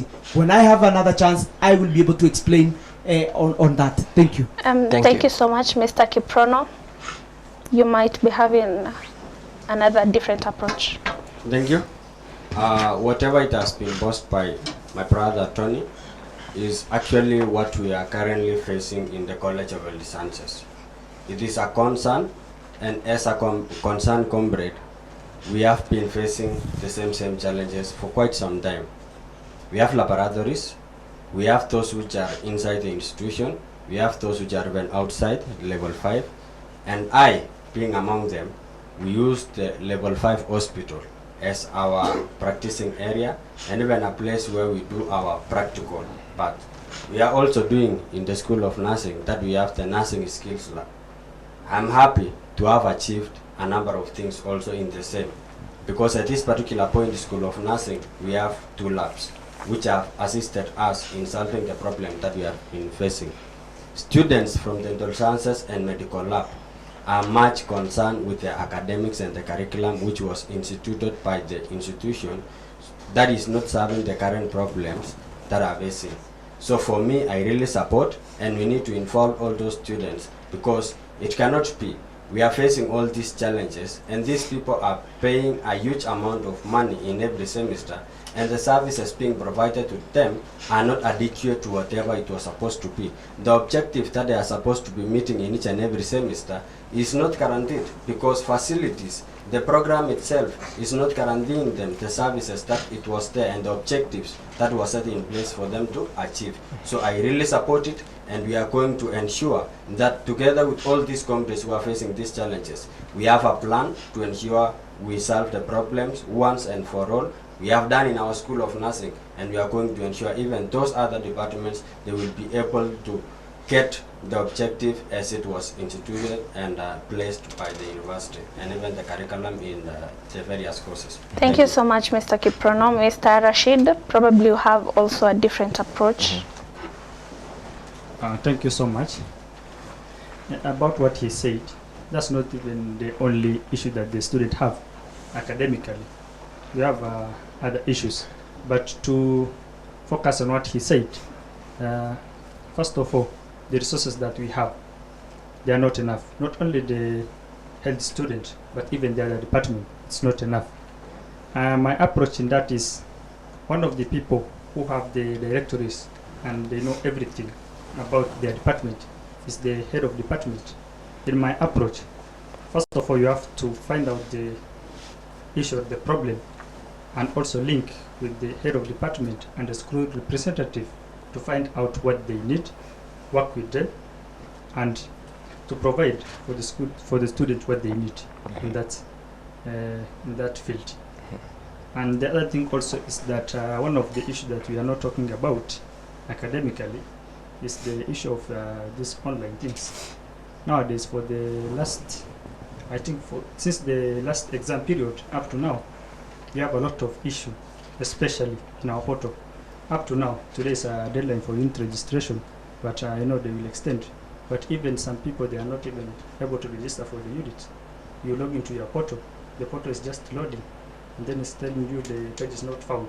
That's one of the issue that's developing, and we have to solve that one also, because only the health science is not the issue. One of the things also that I found out that many students who are being called for disciplinary, because I attend all the disciplinaries that I have. Maybe if they are two concurrently ongoing, that I miss some, but I usually attend all of them to be there for the student. One of the issues that this online examination, you log into, you don't have an issue, then the system fails, and then they say that maybe you hide for the camera, and they call you. So that's one of the also issue with academic that we have to address, because we need to give student opportunity. Those who want to try things online, let them do. Those who want to do the physical, let them do. We need to give students that opportunity. Okay, thank you so much, Mr. Rashid. Mr. Alex, and after Mr. Alex, I would like to pose this question to Mr. Tony. Could it be that you guys are just after politics, considering that some of these labs are actually equipped? A very good example is this club, this journalism club. We didn't have to borrow any equipment. Everything we're using has been provided by the school. Probably tell us, according to your own research, the specific labs you feel like you're going to work on that are not fully equipped. Okay, thank you. For me, my take on whatever Tony has brought on board, it's true there are several issues the comrades are facing in the areas of specialization, especially when it comes to the practical application. Like, just to mention, last semester, we were to attend a function, a conference, in the School of Education, specializing in Kiswahili CILI. So for students taking Kiswahili, we were to attend a conference, but there was an issue in matters concerning transport. Those are issues we as the leaders, we are supposed to be working for or working on for the sake of the comrade.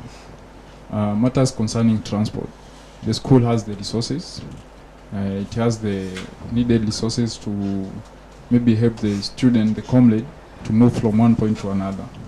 But now they make the process so long such that by the time you are reaching to the last moment, you are almost giving up. So it's a responsibility we all have to help the student, the comrade, we being included in all areas of specialization. You have seen, like in journalism club, you have the equipment, you didn't have to borrow. This can apply even in other fields. But maybe to note of that, the Office of Transportation is just one in this institution. Yeah. And to reach to a point where you are being given the school bus, it's always... you feel it's not approachable? It's approachable, but the process is long. Okay. Yeah. Thank you so much. Mr. Tony? Give us the specific. Okay, Rusasi. Mr. Rusasi, then Mr. Tony. Okay, maybe before we get into the issue of labs, allow me to talk about how this department got equipped. I remember a few years ago accompanying one individual, I told you the 15th administration, coming for a debate at MKU radio. That room was small, it was stuffy, and there were a whole lot of issues. And therefore, and that is how that idea came up. Why don't we have a more modernized equipment within the School of Journalism and Mass Communication? Because now we have Cape Media, so that even most of our students who get out of this institution can end up into the Cape Media. But we will have that conversation at the right time. Did you champion for that idea? Yes, I was part and parcel of that team because it's something I observed, and it was picked by the 15th president who got to implement that. And I told you at the beginning of my remarks, I have experienced good regimes and derogatory regimes that have landed the students into suffering. But now that aside, now maybe as we tackle the issue of labs, we cannot handle an issue that we don't know. Maybe Mr. Tony can tell us even about the organization of our labs in our institution. Who heads the labs, who reports to who. Maybe he can give us that breakdown. Thank you. Thank Tony, you so please. much. Thank you so much. I will first answer the first question, the specific lab.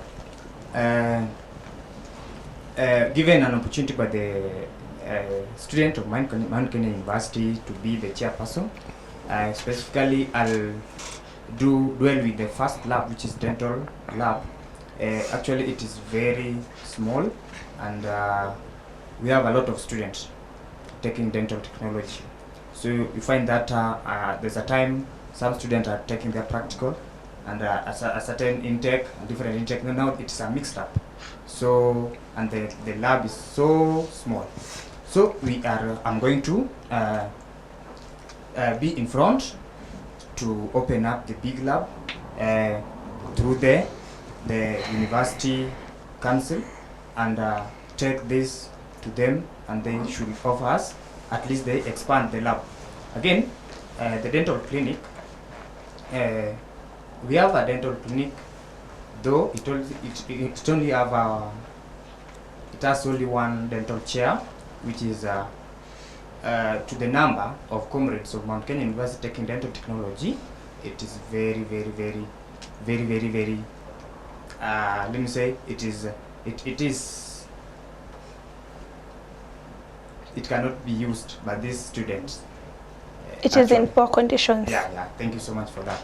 So I'm going to lie with the school so that we open up a very modern dental clinic, so that our students should interact and do their practice as more as possible, as they are ready to serve in the society. Thank you so much. Mr. Tony, you're focusing more on the laboratories included in the medical field. Have you perhaps visited other labs in the institution, like the computer labs? There are those students who are taking electrical engineering courses. Have you maybe visited those labs to assess the problems that they're facing there? Thank you so much. I visited a computer lab, and I was taking this unit called computing skills. And when we attended the class, actually, the first lesson went on nicely, and the second lesson, actually, there was some problem with some of the computers, and I agree with that in the computer laboratory. So this one also, there are something that we should be done for this computer, so that they can be as quick as possible. They can be rebooted at first, and they can operate normally. Thank you so much. Thank you. Kiprono, I'd like you to, Mr. Rosasi, before you go to Kiprono. Just a minute. Missed out on my question. Maybe he can, because he's very passionate about labs, he can shed some light on the organization of labs in MKU. Okay. That was actually the question, yeah. Just answer the question. Tony, answer the question. Thank you so much, Bwana Rosasi. About lab, how they are managing of the laboratories, I just know The structure of the laboratory. Yeah. Actually, I'm not sure about that, but I only interact with our laboratory technician. It's okay. Thank you so much, Mr. Tony. I think next time because again, we cannot sort on the issues that we don't know about. And we must be very passionate when it comes to sorting out student issues. When you say that I will liaise with the school, I mean, the school is big. So maybe allow me to just school him when it comes to structures of the laboratory, because we need to be more informed. Information is power. And now that he's seeking power, let me give him some information. The school is the structures of the school. We have the board of directors. And below the board of directors, we have the university council that is chaired by Professor Gaido. And from the university council, we have the chair, the chancellor. Below the chancellor, we have the vice chancellor. Now, from the vice chancellor, we have two large organs. We have the university senate, and we have the university management board. And the university senate is made up of about 10 to 15 subcommittees. University management board made up to about 5 to 6 committees, depending on the intensity of the issues at hand. Now, below that, we have different principles. We have 7 principles in this institution, and one of the principles is a principal laboratory sciences. So, who is in charge of all our labs in the institution? And below that, we have different managers. And below the managers, we have different coordinators who are in charge of our labs. So as we look at the issue of labs, because to me that was personal, because there are students, I've told you, I have interacted with the students from the medical lab. I have interacted students from the medicine and surgery. I have interacted students from the School of Education, who in fact they complained about the physics lab, that it only accommodates just a few. Students from the School of Computing and Informatics, Department of Enterprise Computing, who complained about the same. So the issue of labs is pertinent, it's key, and we need adequate information so that we are able to sort out on that issue. Okay, thank you so much, Mr. Rosasi. Mr. Tony, I think this is also an educational platform. Thank you for enlightening us and not being selfish with information, Mr. Rosasi. Back to you, Mr. Kiprono. Kindly take us through your main manifesto. Thank you so much, the team, and even the members who have managed to join us. As I had mentioned earlier, I'm also a man on a mission to make sure I provide an impact to the community at large, not only to MKU, but also people who are external, Mount Kenya University. I know we are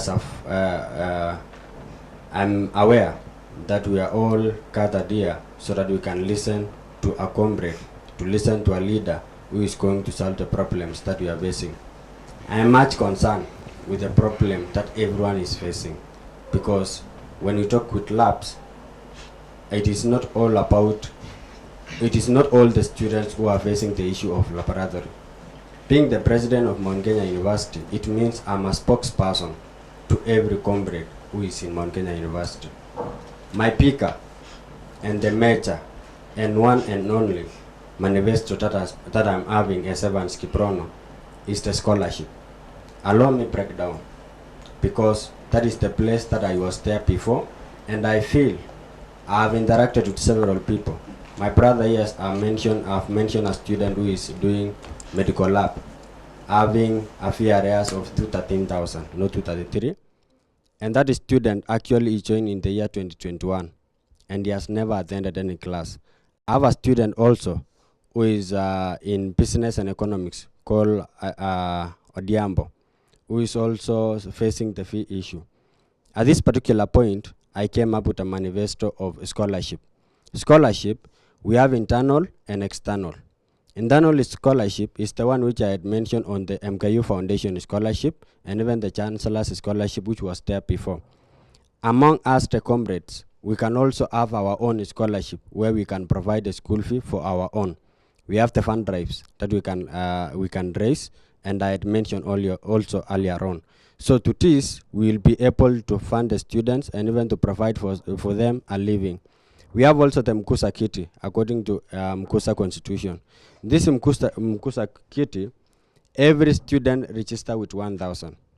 At this particular point, I don't know the accountability of the same, but we can liaise with the management so that we can know these funds, where is it going, so that whenever we have a comrade or a student who is facing a fee issue or facing a problem outside the university which needs our attention as Mkusa leaders, we'll be having funds. We can't be having, the reason why we have our brother coming back for the position of president, it means he didn't deliver much because there is nothing in the office of finance. There is nothing happening there because there are no resources. What is the function of finance minister? Apart from the hostels outside, there is no money that they can be responsible on it, that we can tell him, now account for this money. Because that is finance. What does it mean in short? We must be having Mkusa Kiti, which we give a role also to Mkusa, finance minister. So to me, that is a major point that I need to address. We can come up with platforms and even the board of class representative and even the school reps so that we can solve this problem. All those students facing challenges, they are reported to us and then we identify those genuine cases. Then we address one-on-one. On external sources, we have the bursaries, which are being given by the county government. They are being given by the constituencies. To me, being a spokesperson, I understand my role, and I know each and every student who is in this Mount Kenya University have a member of parliament, have also a county government. And in those, I can have their details and follow up with a member of, as an individual, I follow their cases. Once I've seen this a genuine case, then I follow up with a member of parliament and even the county government so that they can be assisted. In all of them, we'll be able to solve the problem of school fee challenges. That is one of my manifesto. Thank you.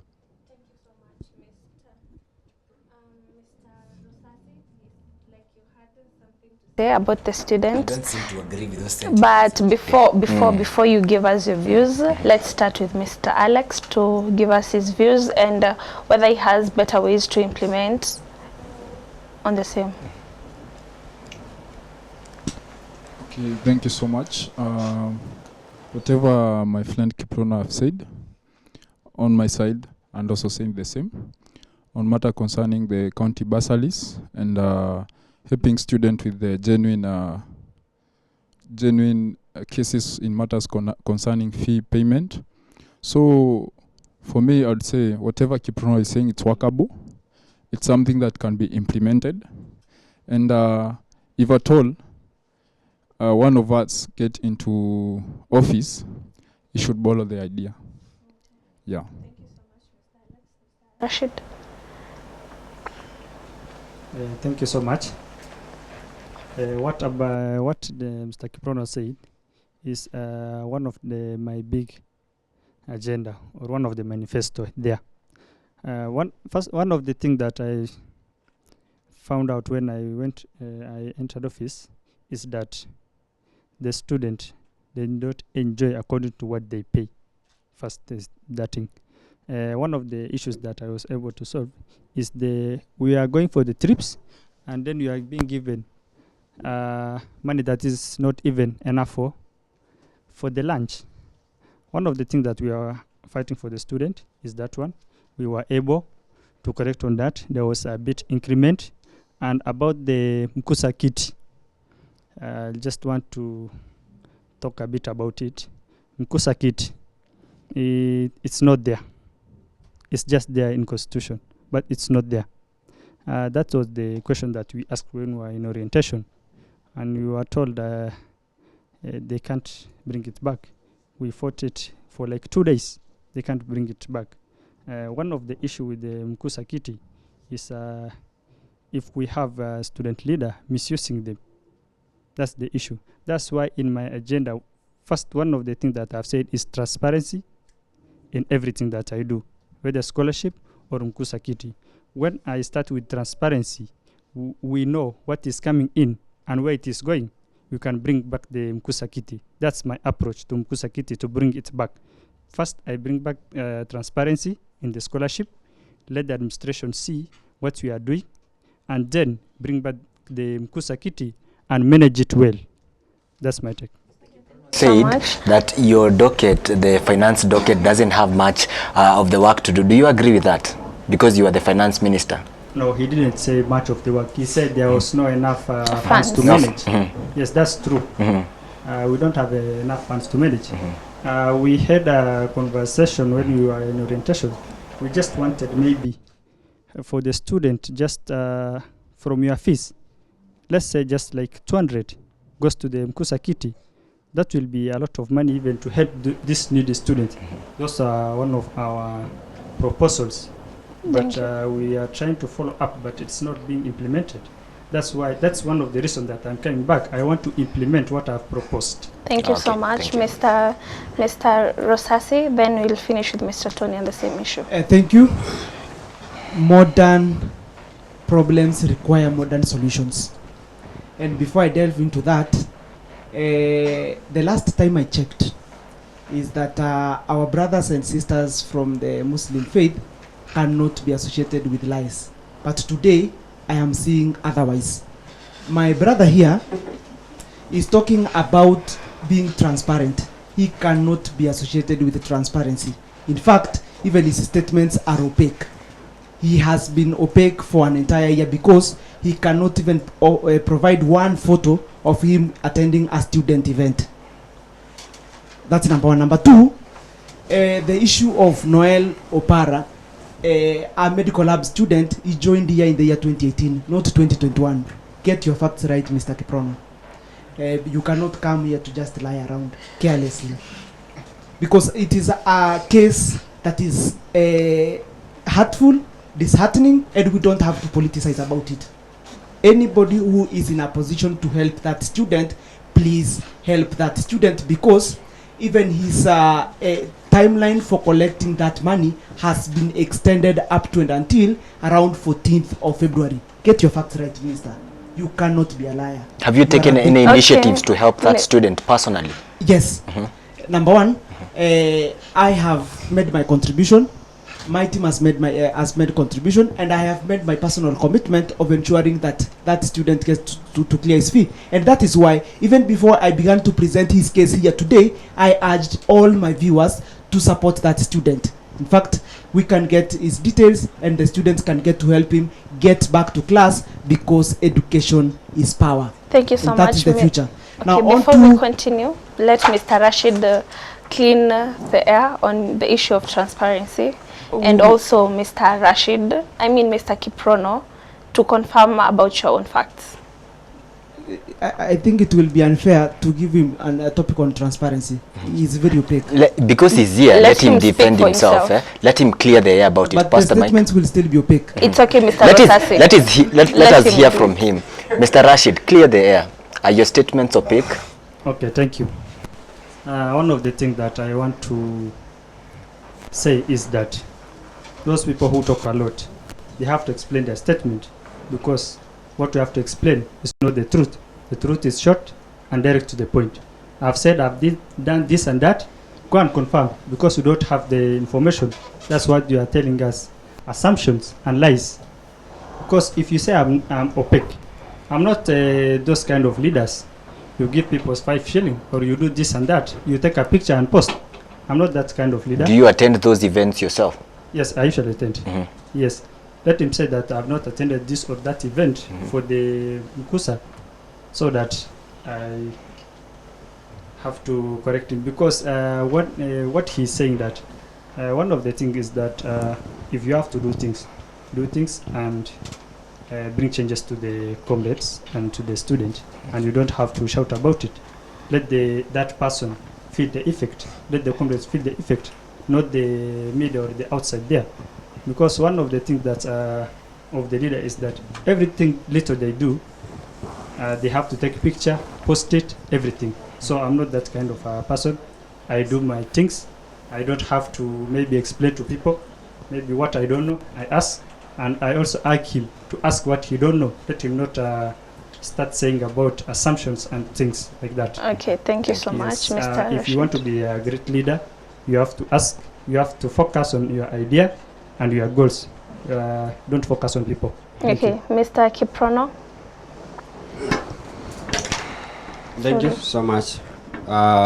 When we are speaking on transparency, I think all of us knows it, and I can provide, I have an history of leadership. And maybe what my brother Rosas mentioned, I think I was wrong on the year, but I was right on the amount also, because on his end he Kindly use the mic, Mr. Kiprono. Yeah. Just like that. I'm having his performer here with me, and I don't want to mention all of the details which is here, but he had mentioned on the amount which was wrong, but on the admission he was admitted in 2018, it's correct. So I apologize on that one. So we are all dealing with facts and dealing with information, and the problems also that we are facing. So the problem at hand is about school fees. So then are we going to approach it? So on my end, I've given a vivid description on how best we can solve the problems that we are facing in our institution. It is not me accusing someone of failing to do something, or it is not me accusing someone of failing to attend a certain event. It's about, if you know you have the obligation and the responsibility to serve some people, you know how things should be done. You are a responsible leader. You are the one to act. You are the one to implement. Now take the responsibility and show the comrade that you can do it. I have an history as I myself. I have a number of things that I can highlight and say I have done this and this and this. And in this school fee issue, I stand alone. And I call everyone and I tell them, I'm giving you this problem to you. It's upon all of us. We team up and we solve the problem. So all of them, they came up and we solved it. I had a leeway of how we can solve. I had all the methods and we achieved the results as a community. Also, I will call the comrades. Let's come here and discuss. Let's involve everyone. Once we involve them, it means we'll come up with solutions. Those who are able and willing to support our comrades who are suffering, they will be part and parcel of it. When I called comrades to come and support me, not all of them came, but those who came did something that is recommendable. To our student who is facing a school fee issue, I've recommended him to UNESCO program, which I heard they were giving out scholarship, and maybe God willing, if God will have favor on him, might get a chance. I have my brother here, he is my witness. I ask him for the details and then he share with me, so we can still follow up. Okay. Alternatively, if it will fail, we can come up as comrade and team up. I had a raise of 536,000 and we were able to get it. So I know the way and I will lead the way towards ensuring this student come back to school. Thank you. Mr. Rosase, finish on the issue we had on hand, and then we'll take the sentiments from Mr. Tony. Thank you for the chance or for the opportunity for me to have this conversation. And because we are on the issue of transparency, and he has done it right by getting the facts right and apologizing, I really appreciate that. And I can, if today we give a declaration that the university will be closed within even, let's say, 24 hours if we don't have a photo of a person who served in a cabinet without a photo, this institution will be closed. We will have all the students going home because of the opaque nature of one of us. But on to that issue, Mkusa Kitty, to be very honest, I will be very honest with the comrades. And the Mkusa Constitution is a public document. Do not come here to lie after being in office for an entire year that we don't have enough funds. This is number one. I have read that constitution up to the letter. And that constitution, that part of the Mkusa Kitty, lacks a structural framework on its implementation. And therefore, it cannot be implemented. That is the truth. Do not come here to politicize Mr. Rosate, let's use this other mic.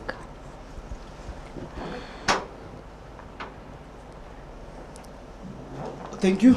Sorry for that technical error. The Mkusa Kitty. I told you I have seen quite a number of regimes. The only regime that was close to its implementation was the 13th administration.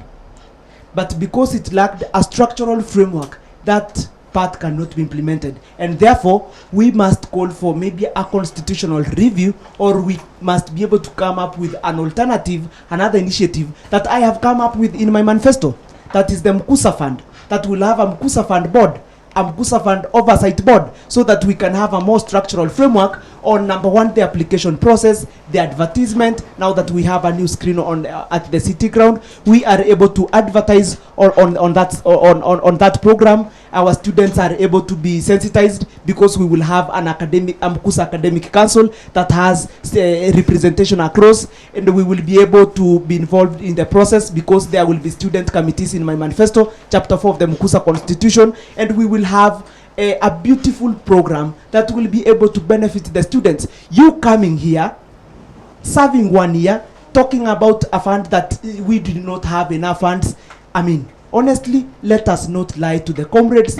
They deserve honest people. They deserve respect. We cannot afford to offend or oppress our comrades. That cannot happen. It must not happen. And those who purport to perpetuate that atrocious act must be met by the wrath of the people, must be met by the wrath of the comrades, and that cannot happen. Okay, thank you so much, Mr. Rosas. Mr. Tony, as you wind up on that issue. It's okay, we'll get to you, Mr. Rashid.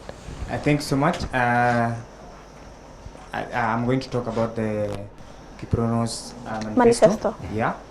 Actually, in one of my manifestos, it was HELB, scholarship, and bursaries follow-up, because fee payment has been a problem to the comrades in Mount Kenya University, and in line with whatever I witnessed, that is back last year, in my constituency, there is the bursaries were located for the student at Mount Kenya University, and due to improper follow-ups, we find that the comrade didn't receive these bursaries in these universities.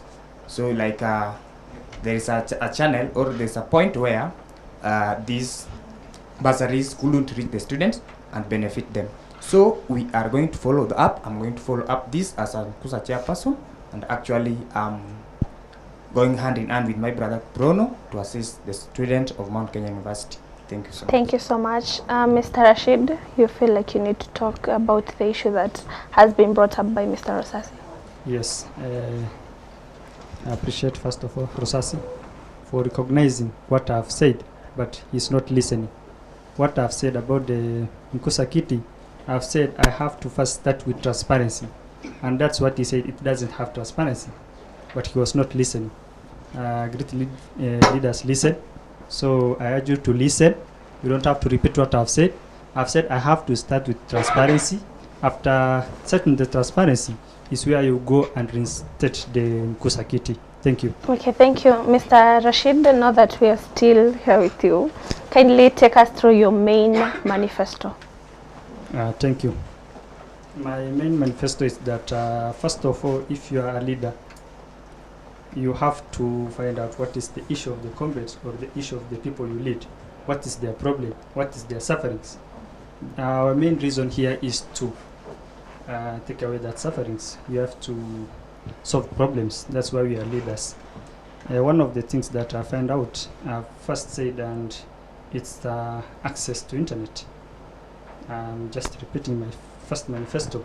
I've said that walking around, I've seen that comrades are suffering. They don't have access to internet. One of main manifesto is that especially those who stay here, they have access from their room. They don't have to go to the villa. The villa one is supposed to be there, but they also have to get access to internet in their own room. And also I'll make sure the few external hostels that doesn't have access to internet, they install it, or we have to scrap them from our list of recommending our students to them. As you know, in this era, we are in the era of we are in digital era. We need to have access to information. Maybe if you are in your room, you need to get access to information that maybe there is a class, because most of the communication now is through the WhatsApp, because there's no one who is calling you to come to class. You have to know your timetable. But sometimes there is an issue of maybe class not being there. So you have to get information from where you are. If the class is there, you have to attend. So that's one of the issues that I found out. That's why I wanted access to internet to everyone. The second main agenda is our main manifesto is about the school fees, and it's also the main manifesto for my friend Mr. Kiprono. I think if you are a great leader or served with other leaders, you find out the issues of the comrades, and you have to first know where the issue is and then you solve it. For that one, school fees, it's a big issue. It's not just what you promise, and maybe you say you promise this and that and you deliver in a day or in 2 weeks or that, because it's supposed to be in a process. One of the from that school fee issue, one of in my manifesto, I just want to say this, that what we are getting, maybe communication from the university, it's not timely. Maybe if there's a get restriction, we have to get at least 3 weeks prior to the comrades to prepare themselves, so that they have to know that they have the responsibility of paying a certain percentage. 3 weeks is a bit enough time to solve that issue, or maybe to pay that one. So the other thing also is I've said about the scholarship, no transparency, because if there's no transparency, there's no more enough funds that you get. I want to get that transparency. Maybe you can help us also as the journalism club to you post maybe even in your social media, these are the needy student from this and this department. Maybe let's say 150 students benefited. If you post that one, then the donor see that their funds are being used. If maybe someone is lying there, the students come and claim, my name is here and I've not received that one. So you cannot lie. If you have to maybe have a website where you post these are our beneficiaries, and that is how we get more funding. Through that one, if you are a leader, you are not supposed just to lie to the student, maybe of you do for them what you are not able to do. Everything is supposed to be in a process. If you do that one, maybe you get more funding, and that's how you can open up a scholarship to student. Maybe in terms of merit, academic merit, you say if you maintain this grade, you get scholarship 50% from first year to fourth year, or fifth year for the pharmacy and sixth year for the medicine student. And maybe if the student is maybe needy, they come maybe even in their high school, they are being sponsored. You can give them that opportunity. Some students are being talented. They have talents maybe in sport, maybe even in your club journalism, they are talented. So we can open up a branch for the talented student. We give them opportunity to develop their career. That's my take about the scholarship, and also how to solve the issues that the students have. Those are my two big agenda. Thank you. Okay. Yeah, thank you so much. And we as the Journalism Club, we are looking forward to working with you, or whoever is going to assume the position. We promise that we're going to be the eyes of the students and also be your own people in passing information. Definitely. Mr. Tony, you had something to say? Thanks so much, my brother Rashida. You have talked about the online to the Mount Kenya University students. I think you are in the cabinet, just the outgoing cabinet, and honestly, throughout the last year, there was a very the issue of internet in the whole school was a very great problem to the comrades. I don't know why didn't you take this opportunity when you were in the office to advise and take a very good step last year, so that our comrades will not suffer for all that long time. Rashid, respond to that. Okay. Thank you for the question, Mr. Tony. One thing I have to tell you, maybe you cannot take a CS maybe for mining and tell him that there's no enough fertilizer, because everyone have there's that specialization. There is that duty that you are giving, but in the line of doing this thing and that, you find out that there's also an issue. You need to solve them. That's one of the things that is making me to come back to serve in the, because if you serve as a chairperson, you are the spokesperson and you are the overall leader for the student, and you can follow up on everything. But if maybe let's for that example, you are the cess for the mining, and you are asking the government about the fertilizer. You are being asked what can you do the fertilizer with. You can maybe ask for the excavators and other things. So I've identified that issue. I also tried to follow up, but that was not my docket at that moment. But I followed up what is in my docket and in the constitution to solve that one. Thank you. Okay, thank you so much. We'll now go to Mr. Alex. Probably you also have a new strategy of approaching the issue on online deliverance to the students. Okay, thank you. Before I get to your question, first I'd like to address a matter that has been brought by my friend Rusasi. He said that if there was to be said the school to be closed down because of a leader who hasn't maybe posted a photo.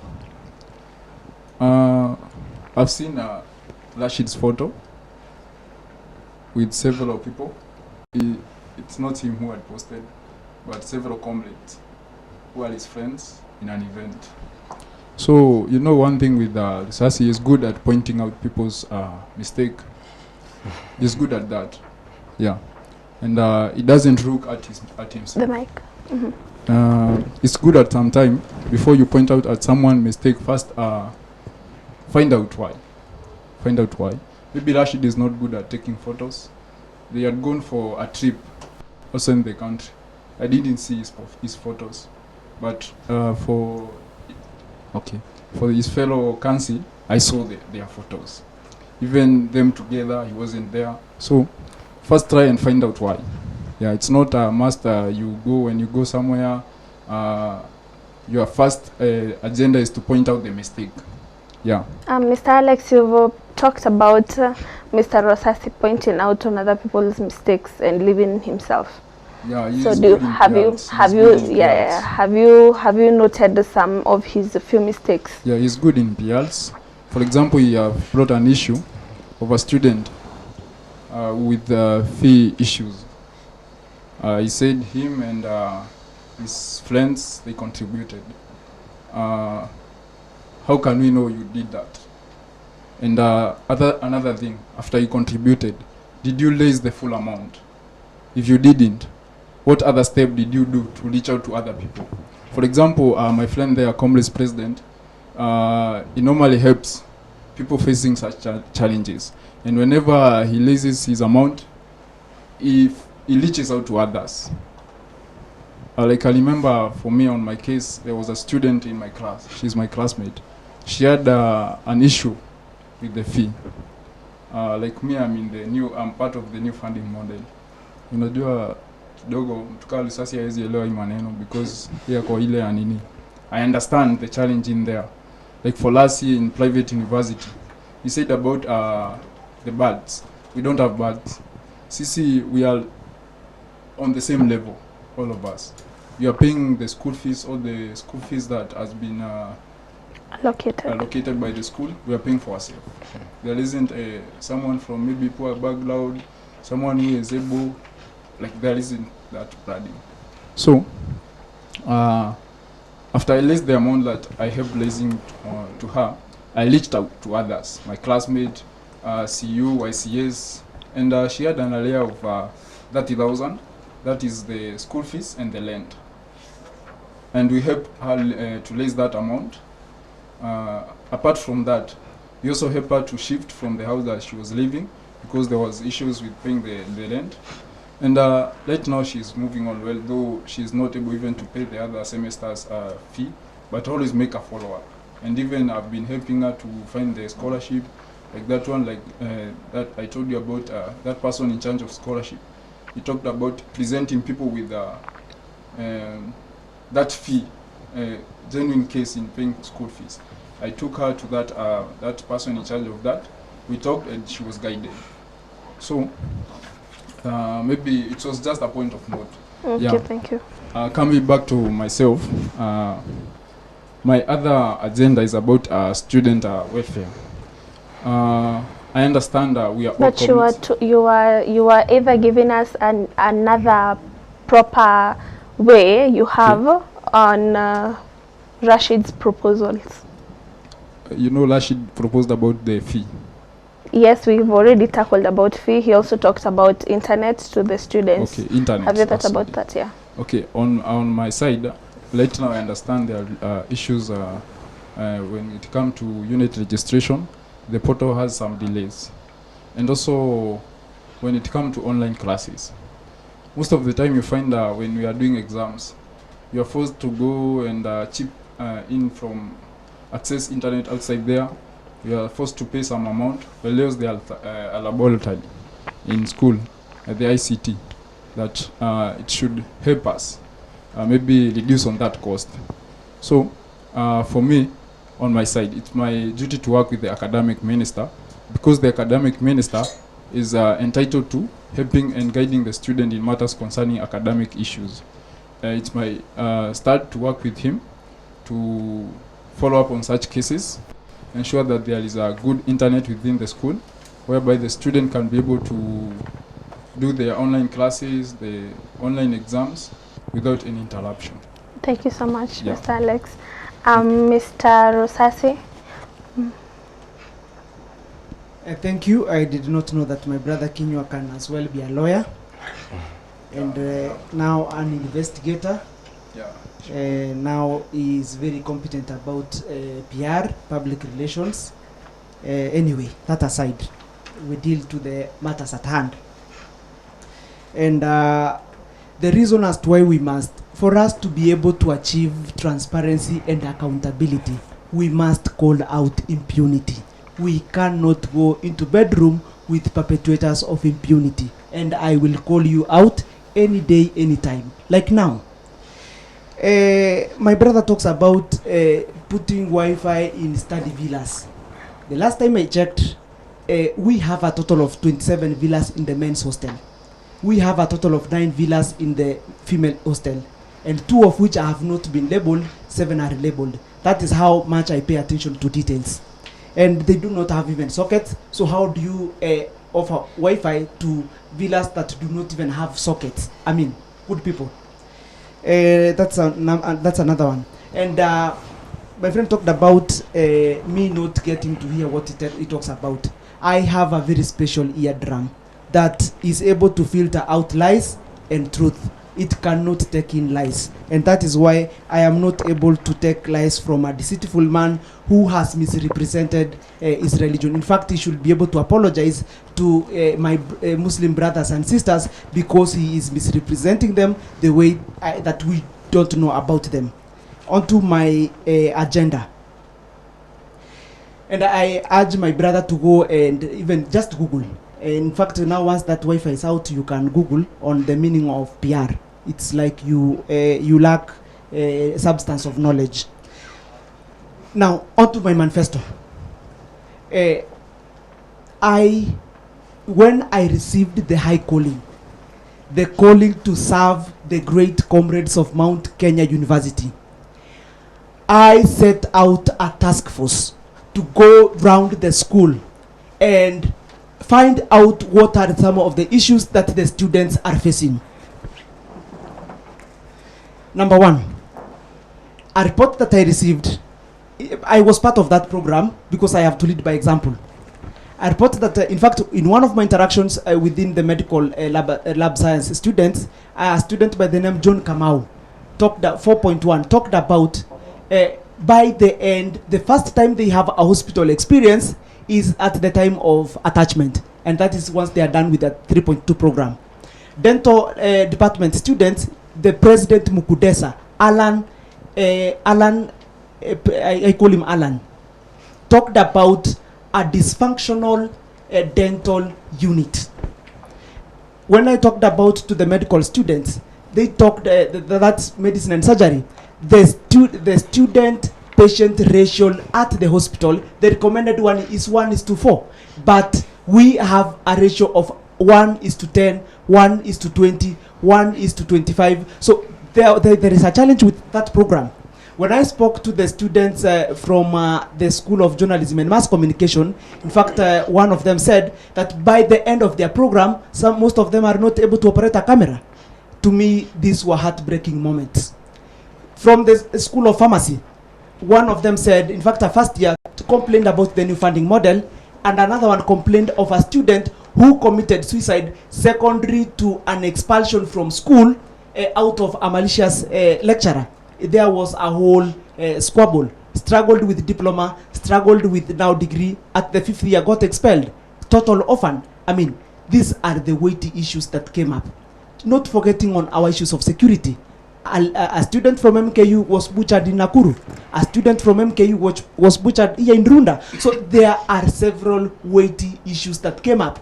Students complained of floods for 3 days within the main hostel, and they were unable to do anything.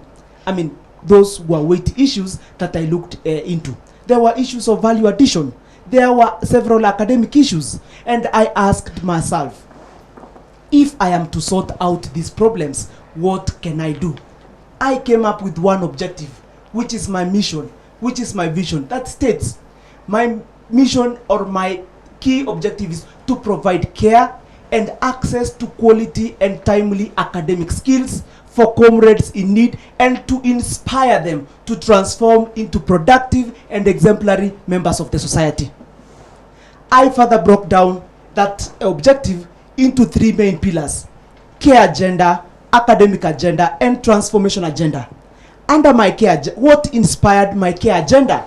I believe a mind that is free from stress is able to achieve anything. And therefore, for us to be able to promote our comrades, we must get rid of all our stressors. And we cannot get off our stressors by just saying, I will liaise with the administration, I will put Wi-Fi, I will do what? I mean, we must have a structural framework upon which we must implement our programs. And that is why I came up with Mkusa Care in my manifesto, so that we can have a comprehensive care package for all our comrades, under which we will be able to roll out programs on mental health issues. I am an expert in mental health issues because I am a student of psychiatry. In fact, I pity people when they talk about mental health issues as just being depression and stress. We have not talked about learning disorders, like which some of us are experiencing. We have not talked about emotional disorders. We have not talked about so many disorders that we talk about. We have not talked about schizophrenia and all forms of schizophrenia. So to me, there is a comprehensive care package for all our students. We keep on complaining about us losing things. We have kleptomaniacs who they cannot have a second thought when they see a precious thing. Mr. It is a mental health disorder. 30 seconds to finish on your manifesto. Thank you. I believe student issues are so weighty that we cannot take only 30 seconds. Please, additional time of 2 minutes only. We were first starting with, you were first responding to Rashid, which you did, and now you were taking us through your main manifesto. Now kindly, because most of you definitely have the same manifestos, we just needed you to highlight one and also get the views and the approaches these other candidates do have. Thank you for that. I really appreciate for such a concern, but mine is unique because it is from the ground after further consultation, and that is why I feel very passionate talking about it. Just 2 minutes to give a conclusive breakdown so that now we get to specifics. So I have proposed Mkusa Care within my manifesto so that we can able to have a comprehensive care package. I have proposed Mkusa Security Council so that we can have a proper structural framework when it comes to issues of security and safety. In that program, we will have student security ambassadors whom will be able to be trained so that they will have special merchandise, special identification programs, so that they are able to sort out our students before they escalate to higher authorities. And under that program, I have proposed we have Mkusa Security mobile app so that we are able to digitize our security programs. I have further proposed for us to promote freedom of expression, for us to be able to collect feedback from the students. I have proposed within my manifesto Bunge la Comrades, or comrades baraza that has a structural framework from who becomes the speaker, who becomes the deputy speaker, what are the different committees within that baraza, so that we can have a conversation. I am a product of baraza. Starehe Boys Center has never burnt a school simply because we believe in a system of baraza whereby we are able to sort out our issues with the administration. It has worked before. In fact, it was a case study when there was rampant burning down of schools. It has worked before, and I believe it will work for our MKU institution. Now, on to my academic agenda. Based on the weighty issues that were raised by the students when it comes to academic issues, the greatest issue that was raised is we are 21st century students who are taught using a 16th century curriculum. And therefore, the issue of curriculum, it is a weight issue. We cannot sort it as president or as Mount Kenya University because we have our regulators. I propose we establish Mkusa Academic Council that will be able to sort out all our academic issues. Part of that process will be to now it is a whole structural framework that begins at the classroom level. So different departments will sit down and discuss what are some of the skills that are required in the field that are not taught in class, and how do we bridge that gap. I can tell you, the Mkusa, we have Mount Kenya University Medical Student Association. The student who designed that website has never stepped into an IT class.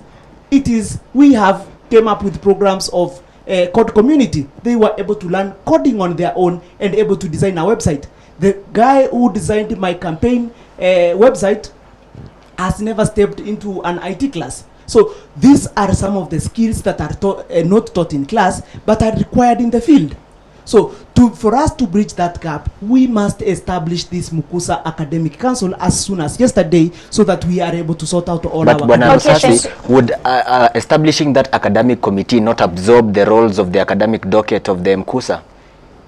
Now, if you look at the Mkusa Constitution, if you look at the Mkusa Constitution, even you look at the roles of an academic minister, they are like the roles of a class monitor, who is just writes noisemakers and forwards them to the teacher on duty. So we must be intentional and conscious about the student issues, and that is why I'm very passionate about it. Now, what has led us to where we are today, it is because we get leaders into office who work alone. They don't have a structural framework. So having the Mkusa Academic Council, they will be able to report to academic minister, and the academic minister will be able to report to academic registrar administration, Dr. Solomon Mwaniki, directly, so that we are able to facilitate those programs over a short period of time. Okay, thank you. On to my last, and under that program, I am proposing a pardoning committee. It is working at the University of Nairobi very well.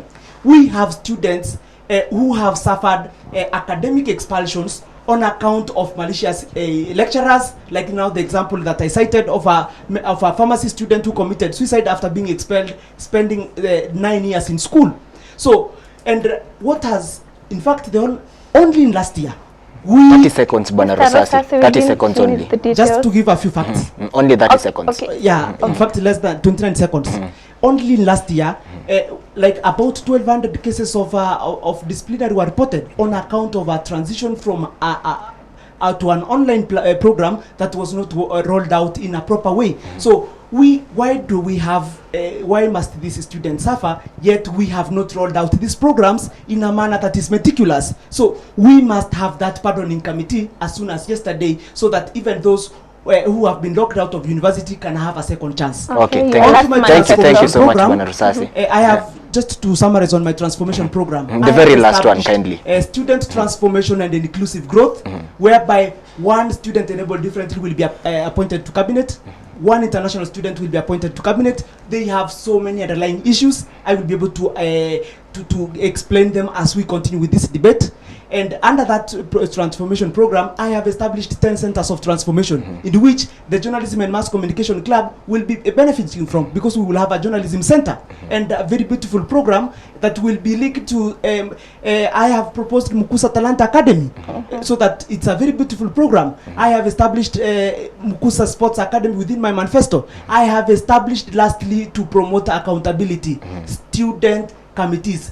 Chapter 4 of the Mkusa Constitution talks about student committees, 7 student committees that have never been implemented. And for the first time, I'm going to implement them. Okay. The role of Thank a you, delegate is not going to end at the ballot. Okay, they thank must be readily absorbed to those student committees so that they can, number one, hold us accountable. Number two, they are able to represent the students for an entire year. Number three, they are able to get feedback and be in the decision-making process so that we can make informed decisions and so that we make a difference to the lives of the comrades. Those Thank are you the so much, ways Mr. Rosati. I'll have to cut you. Kindly let's consider time. We really know that you have different engagements and we don't want to keep each one of you here waiting. So we'll be taking a break, but when we come back, we'll give each aspirant, except you, the platform to talk about mental awareness, security, school barazas, and people living with disabilities, and also raise an issue on which you need clarity according to Rosasi's manifesto. We'll be right back. We're taking a very short commercial break. We are coming back to our final segment of this program, and as we do that, we're also expecting you to raise and air out your questions, and we'll be giving this platform to the live audience with us here to also do the same. We'll be right back. Remember, on YouTube it is at Talanta MKU, Facebook at MKU Radio. Tunarejea. We'll be right back.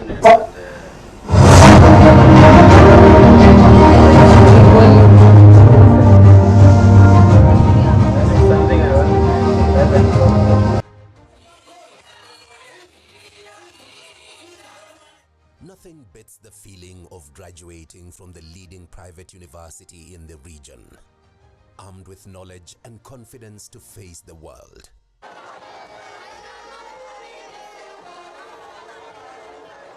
The excitement and celebrations are always palpable.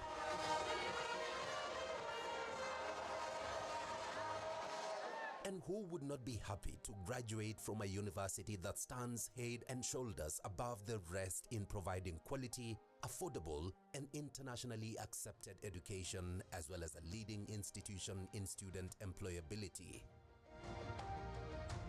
So, what does it take to be at the peak of academic excellence? It is all about consistency. Our quality of education, our professionalism, and our innovation makes students in this institution gain unmatched learning experience. This is the story of Mount Kenya University. Mount Kenya University has been keen in embracing and effectively using cutting-edge technology to ensure that its students are tech-savvy as they continue to learn. At the School of Nursing, Mount Kenya University has already embraced modern technology as it prepares its students to join the labor market.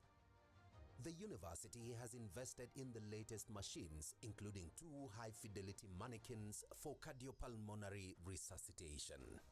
And so when our students are training with this high-fidelity mannequin, it's able to tell how good the student has been able to do the procedure. It even grades the student. For instance, out of 30, it scores the student, and the student is able to evaluate themselves such a way that they know their score. And if their score is not good, they can repeat the procedure again and again until they do it to their best. And this is good because when the students now leave the institution to go and practice on the patient, they will probably again disseminate that was the best in them. The setup of the 2 nursing skills labs is also mirrored on the real hospital setup, giving students a feel of what they would expect when they are attached to wards in different hospitals in the country and abroad. This is the best university where you can come and do nursing. Mount Kenya University has been intentional in collaborating with local institutions through the signing of Memorandum of Understanding. The latest Memorandum of Understanding was signed between Mount Kenya University and the Kenyatta University Teaching, Referral and Research Hospital, which is a Level 6 facility. The MOU allows medical and health sciences students from Mount Kenya University to train at the medical facility. So far, 42 students from MKU have been placed at KUTRH, and one student from MKU has an incubated business idea in the Hospital Medical Innovation and Incubation.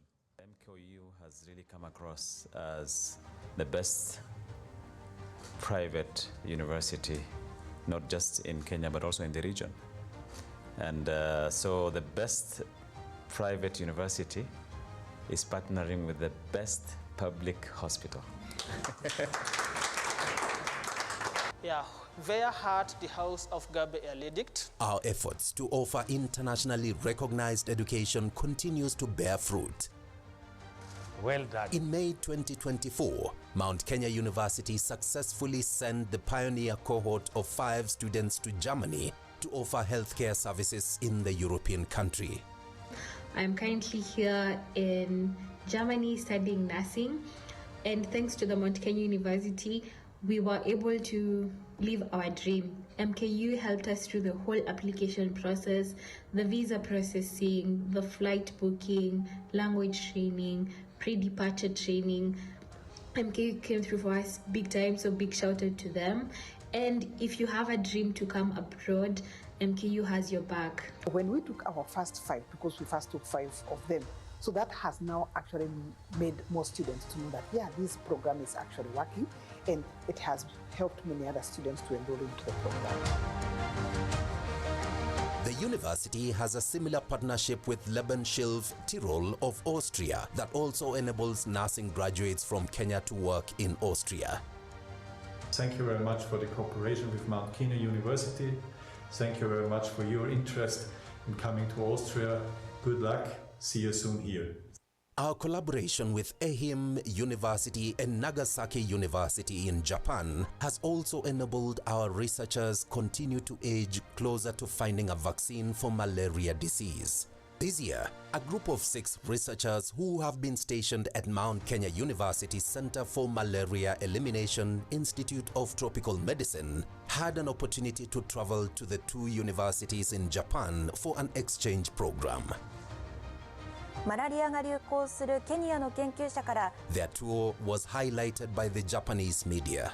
To tackle the malaria problem, we need to work with these teams to create synergy, to exchange ideas, and that way we can really make a mark in the fight against malaria. Besides collaborations, Mount Kenya University continues to seek ways of offering students taking science-related programs more opportunities. The university is now in the process of opening a school of pharmacy in its Nakuru campus. It has already invested in equipment and members of faculty in order to kickstart this process. Such efforts, success and commitment have endeared Mount Kenya University to many students, including the mature ones like Eric Seda, who is not only the president of the Kenya Pharmaceutical Association, which has over 13,000 members, but also an entrepreneur in Kisumu City running a chain of pharmacies. Everything that you want, you get.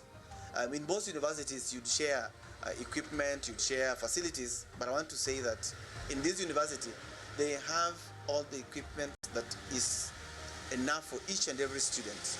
So even the practical itself, their quality, because each and every person, every student, you can go to the lab and book for your practicals, and you can go and do your practical at whatever time that you want to do it.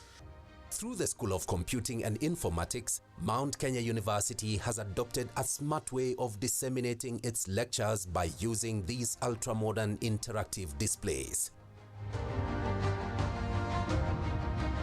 Through this platform, a lecturer can coordinate the same class to several campuses.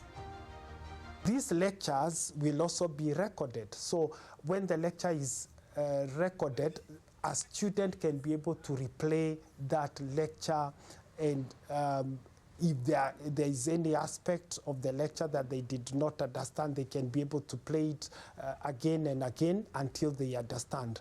This academic icon has been able to prove its prowess in the field of information technology, even through international competitions. Huawei ICT Competition 2023 to 2024. Mount Kenya University student Daniel Apollo Ochola was among 18 students who were representing Kenya in China during the Huawei ICT 2023-2024 global competition. This was the 8th Huawei ICT competition and was held in Shenzhen, China. His team of 3 participants, which was competing on the cloud truck theme, emerged as the 3rd overall winner. The competition attracted more than 170,000 students globally. I managed to interact with the other students from other continents and most of from the Europe and Asia. And from what I saw, the state of the way they learn from the industry perspective. They learn the schoolwork and the industry perspective, and this gives somebody.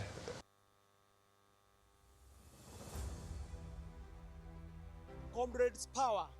Comrades power. My name is Tony Okinyo Tigoz. Joshua Mavida Maluki. Elias Papa. A student in School of Medicine and Surgery. Currently, I'm vying for the position of school president.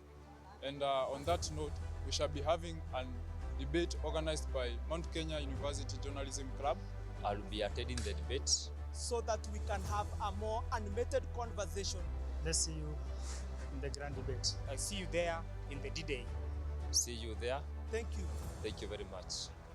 Thank you. The Mkusa Talanta MKU presidential aspirants, and one of the aspirants has just left, but we'll continue with the debate despite that. So we were talking about issues of mental health before we went on the break. Kindly elaborate. We'll start with you, Mr. Tony. What are your plans on mental health awareness when you assume office? Also tell us about the security. Take us through your whole manifesto and give us in detail.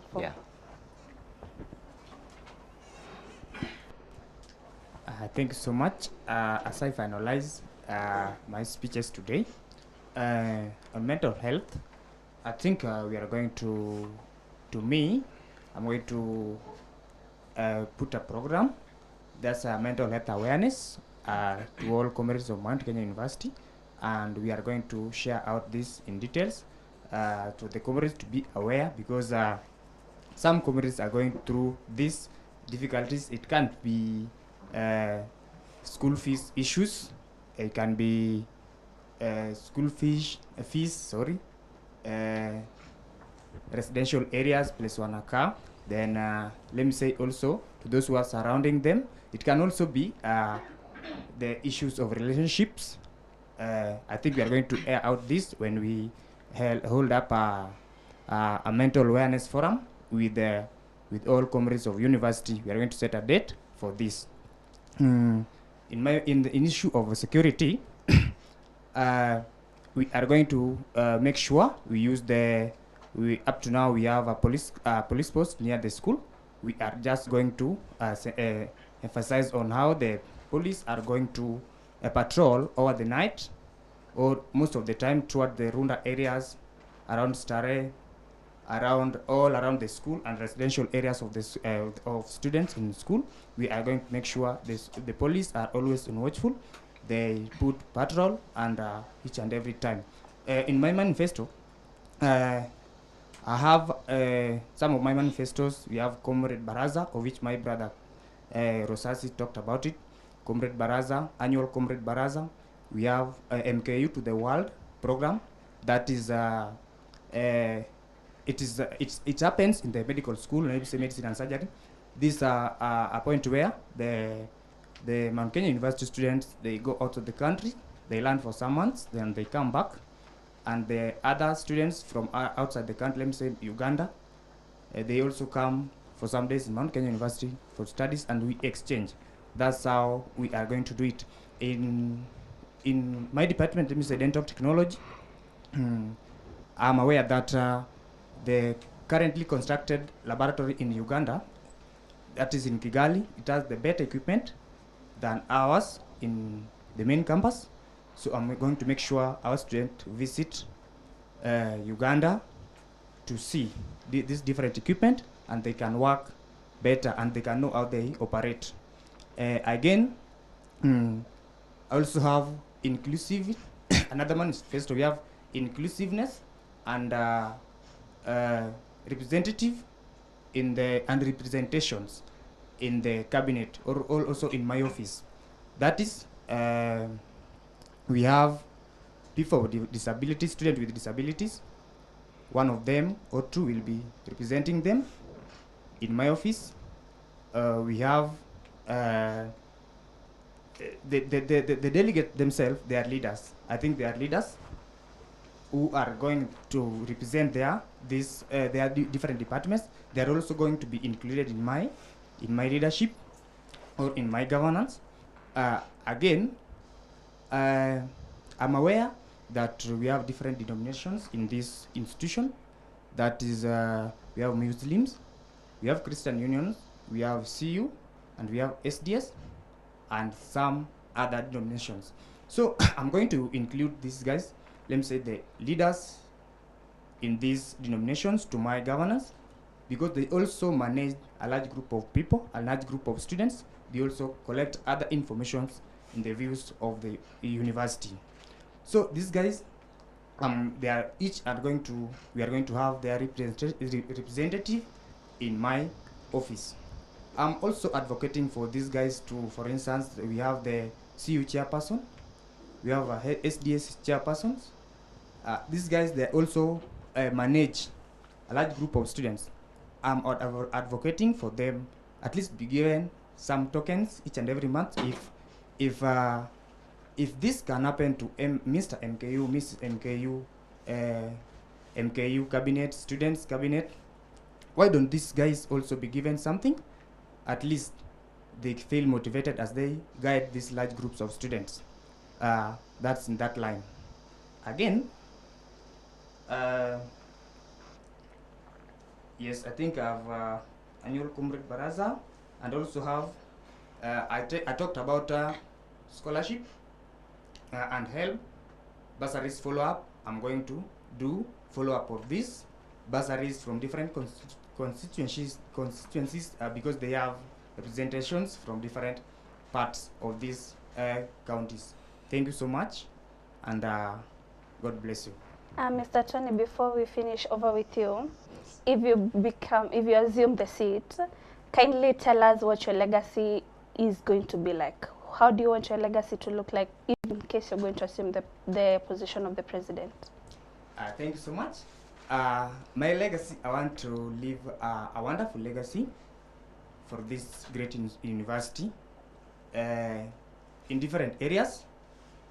In the laboratory, let me say in students, education and quality education. I'm going to leave the greatest legacy, that is implementing strategies of how we are going to have the best laboratories in the institution. In security, I'm going to work hand in hand with the security guides so that we get the best security around the Mount Kenya University and within this institution. Thank you so much. Thank you so much, Mr. Tony. I hope you've exhausted all your manifestos and you're content with it. Over to you, Mr. Rashid. Take us through your other remaining manifestos and how you intend to implement them. And also finish on how you want your legacy to be like in case you assume the seat. Okay, thank you. You advise us to talk on some issues, and that's where we focus on. Yes, you talked about mental wellness and mental issues. That's one of the biggest problems that is disturbing young people. We are young people, we are in that bracket, we are the youth, and we have a lot of frustrations. First of all, if you find out an issue or a problem, you first need to find out or get where the problem is coming from, because if you don't know where the problem is coming from, you don't know how to solve it. One of the issues is that the students have is academic frustrations, relationship issues, financial issues. Those are the things that is bringing mental issues to the student. So we have first to solve the underlying problem that is bringing that mental issues. One way to do that one is, let's say that we need to bring service closer to comrades. In our school, I am aware, or in our university, I am aware, we have the counselors, and that's a counseling department. But most of our counselors, they are the staffs. One of my agenda there is that to make for us to be active in that department, for even the student leaders and also the student from every department, so that you know, some students, they have some issue or they fear approaching the counselors. So how can we solve that one before it goes out of hand and maybe someone commits suicide? So we have to bring that one closer to the student. We have to engage the student so that they can have that freedom of telling, speaking out their problems about that mental issue. The other one is security. We have a lot of issue in terms of security. We have a police post, but in my opinion, it's not doing as much as expected from them. And I interacted with them. We know that one of the issue is the theft. There are people who are operating just around here. The students, and one of the focus, their focus is the gadgets that we are using, the phones, and they are operating. One of the things that is these people, the security here, they have intelligence. Let's say me today, I speak something negative that the government doesn't want to know. They will come for me, they know where I stay. So why don't they do that? If someone maybe use a motorbike to steal from someone here, there are CCTVs, they can get the details. Why are not they using that intelligence there? That's one of the things that I find out. I usually interact with them. Where they focus a lot is especially the drugs. You know, this drug thing and the insecurity, it is connected. That's why in my previous, in my administration, I had drug awareness, and we are trying to solve those two issues that are interconnected. One of the things is that these people, in my opinion, they are not serving to expectation. If a comrade maybe, let's say, have a role maybe in his room, they have that intelligence. But if someone steals phones and disappears, they don't have that one. So that's an issue that we have to solve. And you know, that's an external issue and also internal. Yes, we have to cooperate with them. And if they are not cooperating, we have to bring people who cooperate, because they are here because of us majorly. In terms of security, it's that one. And you said about the Baraza, we didn't have a lot of maybe issues like maybe at the public universities of maybe banning the school premises, because if it's not even perfect, but there is that good feedback, because even me, same in ground, you listen to what comrades have. I usually listen to the leaders from different departments, from different clubs, from different associations in the university, what they have. I usually listen to them. The Baraza thing, but one thing that we have not achieved is maybe bringing all the students together and maybe they air out their issues without discrimination, and that's also in my agenda. And the other thing you said about people enable differently. Yes, I work closely with them now, and they have a club, they have their coordinators, and I feel like they need to have someone, a nominated person, yes, a nominated person in Mkusa, and I suggested that one, but I hope in this coming government it will be implemented, because I suggested, because they are a group of people, they need their own representation, and hope in my government there will be there a nominated person. Thank you. Thank you so much. You've already exhausted all your manifestos. Are you okay? Yes, I'm okay. I've exhausted because I don't want to tell you 100 manifestos which is not achievable. Okay. But the few things that I say, I'll focus on it. Thank you so much, Thank you. Mr. Rashid. Mr. Alex. Thank you so much. I've touched a bit of my manifesto, but to mention, in matters concerning the student welfare, I understand that's a law dedicated by the Constitution to the Vice President, but is on my side.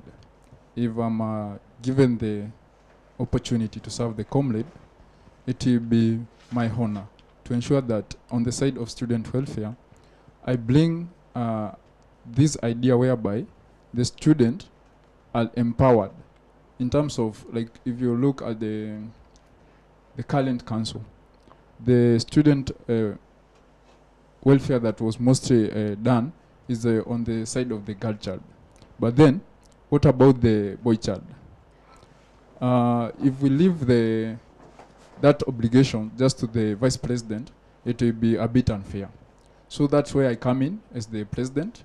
I work hand in hand with the vice president to ensure that there is that equity in terms of gender, whereby every person in the school is included. Because the truth of the matter is that not all the issues that the boy child is facing, the vice president will be able to address.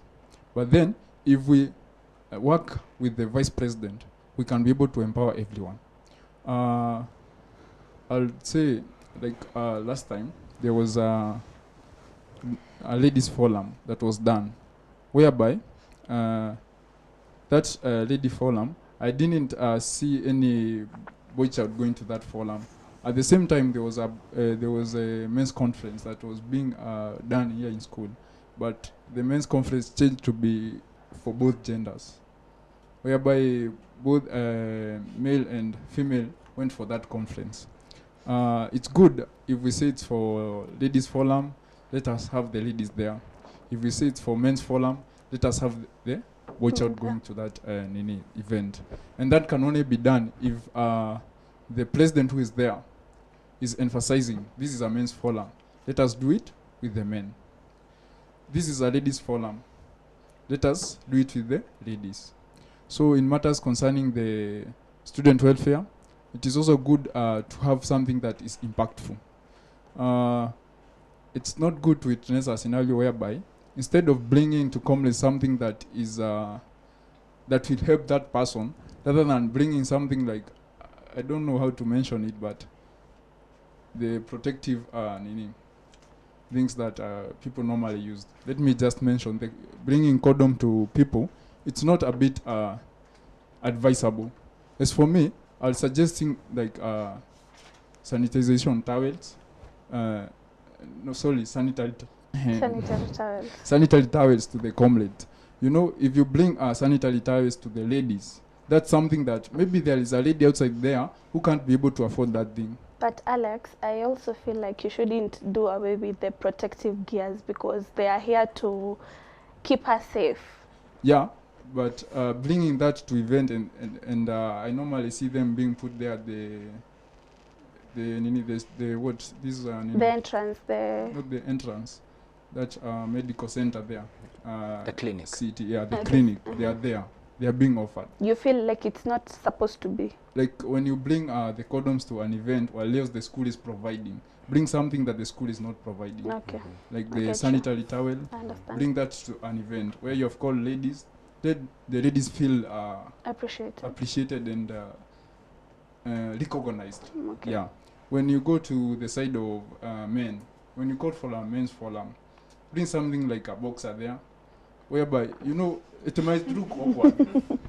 Yeah, sincerely speaking, it might look awkward. But then, the truth of the matter is we are all comrades. See what any comrades. The small thing that you bring to a comrade, that person normally appreciates. We normally say, everything that you are given by a comrade, don't leave it. Even if it's a sweet of one bob, you never know where that one bob came from. So, it's good we bring something that is impactful to the comrade. Something that this comrade akitoka kwa hiyo event atasema, I like it. Thank you. I like what this person. Sasa nikimletea hii soda atakunywa hapo. And then you leave the bottle there and go. and forget that there was that event in the school. But if we bring something that this person will live to appreciate, then we shall have impacted. That's on the matters concerning student welfare. When we come to mental awareness, that's also under the Vice President. It's good we embrace working in unity. As for me, I'm dedicated a duty whereby I'm a voice to every comrade. I represent every comrade. And working with the council that's there in office is part of my duty. It's good we don't have selfish intention or selfish gain. We work together as a council, knowing that we are working for the comrade. So in matters concerning mental awareness, I'm ready to work with the Vice President, advocate for mental awareness, and all such issues. Back to my manifesto, there's something I would like to touch a little bit concerning the security. Okay. If you have watched, if you have read my manifesto, you will see that I've put in place a committee. And the purpose of this committee is to ensure I include every area of residence that the comrades are living. I understand there are hotspot areas like Kiganjo, Makongeni, Kiandutu, Wetevye. Those are hotspot areas given by the school. But then we can't assume the fact that comrades are living there. We can't say that if comrades get any any issue of insecurity when he's around the area of residence, then we should not look into that matter because that area is a hotspot area. No, that should not be the case. They are all MKU members. We should find a solution to that. So the purpose of this committee is to include every 2 or 3 people from those areas of residence, like if it's Kiganjo, we have 2, Makongeni 2, Lunda 2, everywhere where we know the communities of MKU live, we include people to have a follow-up on such cases, whereby if someone gets an issue when he's in Makongeni, he can be able to raise that issue to the representative, the 3 representative. There are people who will be known, people who will be trained by the school, and then if the matter is brought on board to the school, the committee is obligated to bring that matter onto the school. Maybe if is to work with the chief security of the school, we work with him. If it's to work with the police stations around those areas, we work with them, but we have a partnership with those stations. Okay, thank you. Yeah. Also, let us talk about people who are able differently. Yeah, thank you. I almost forgot about that. Seconds, actually. When I talk of this issue, I was sharing with a friend of mine known as Joshua. He told me, my brother, you are going for this seat. But then, one thing you should realize, here in Mount Kenya, we don't have a car or a bus that people with special needs can use to maybe go for trips, to access and go and interact with various people from different campuses.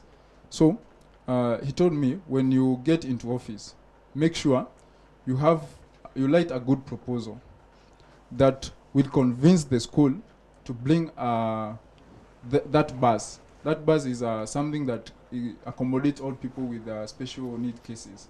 It can be used by everyone. Yeah.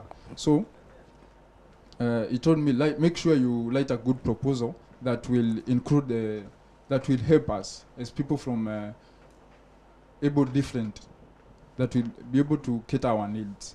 Yeah. On that note, it's also good in my administration or in my office to ensure that there is a representative from that area. I have friends who are from that who are able differently. We normally talk, we share. So those are people who can give us the idea because they are the one who know what they are going through. So working with them will help me be able to meet their needs. Okay. Yeah. Thank you so much, Mr. Alex. Mr. Rosasi, I'm giving you 30 seconds. You've talked about all the other issues apart from people able differently. A minute. Thank you. the students enabled differently. I am a great friend of that institution, and I have always advocated for their rights. And that is why within my manifesto, under my transformation agenda, I'm talking about student transformation and inclusive growth. Under that program, I will be able to nominate or appoint one of them to cabinet, so that they are able to have their office that takes care of all their issues. They have their allowances, they have all their issues. That's number one. Number two, I will be able to promote the Mr. Special Needs office. I will be able to empower the Miss Special Needs office, and they will as well be part and parcel of my cabinet. And now further, actually, I have attended most of their sensitization programs. Like now, there was the blind talk. You only have 30 seconds left. At MKCC. There was the White Cane Day, International White Cane Day, and several other programs. In fact, part of my program was that they can have a voice, they can be heard, so that they can be able to sort out their issues, because they are as well enabled. That's one issue. And now we must be able to involve them in our talents. Under my program of Mkusa Talent Academy, they will be coming to this same studio to record their talents. No entertainment activity will ever start without them performing, and several other issues. We must include them in our sports, wheelchair football or wheelchair games, and several other inclusive programs that we have seen at the international level, like now the World Olympic programs under the special needs. We must bring them here. Vote for Rosasi, vote for change, vote for the SEAL agenda. Thank you. Thank you so much, Mr. Rosasi. And now we're going to go to our live audience. We're taking questions from them, and we're starting with Sean Mwendwa.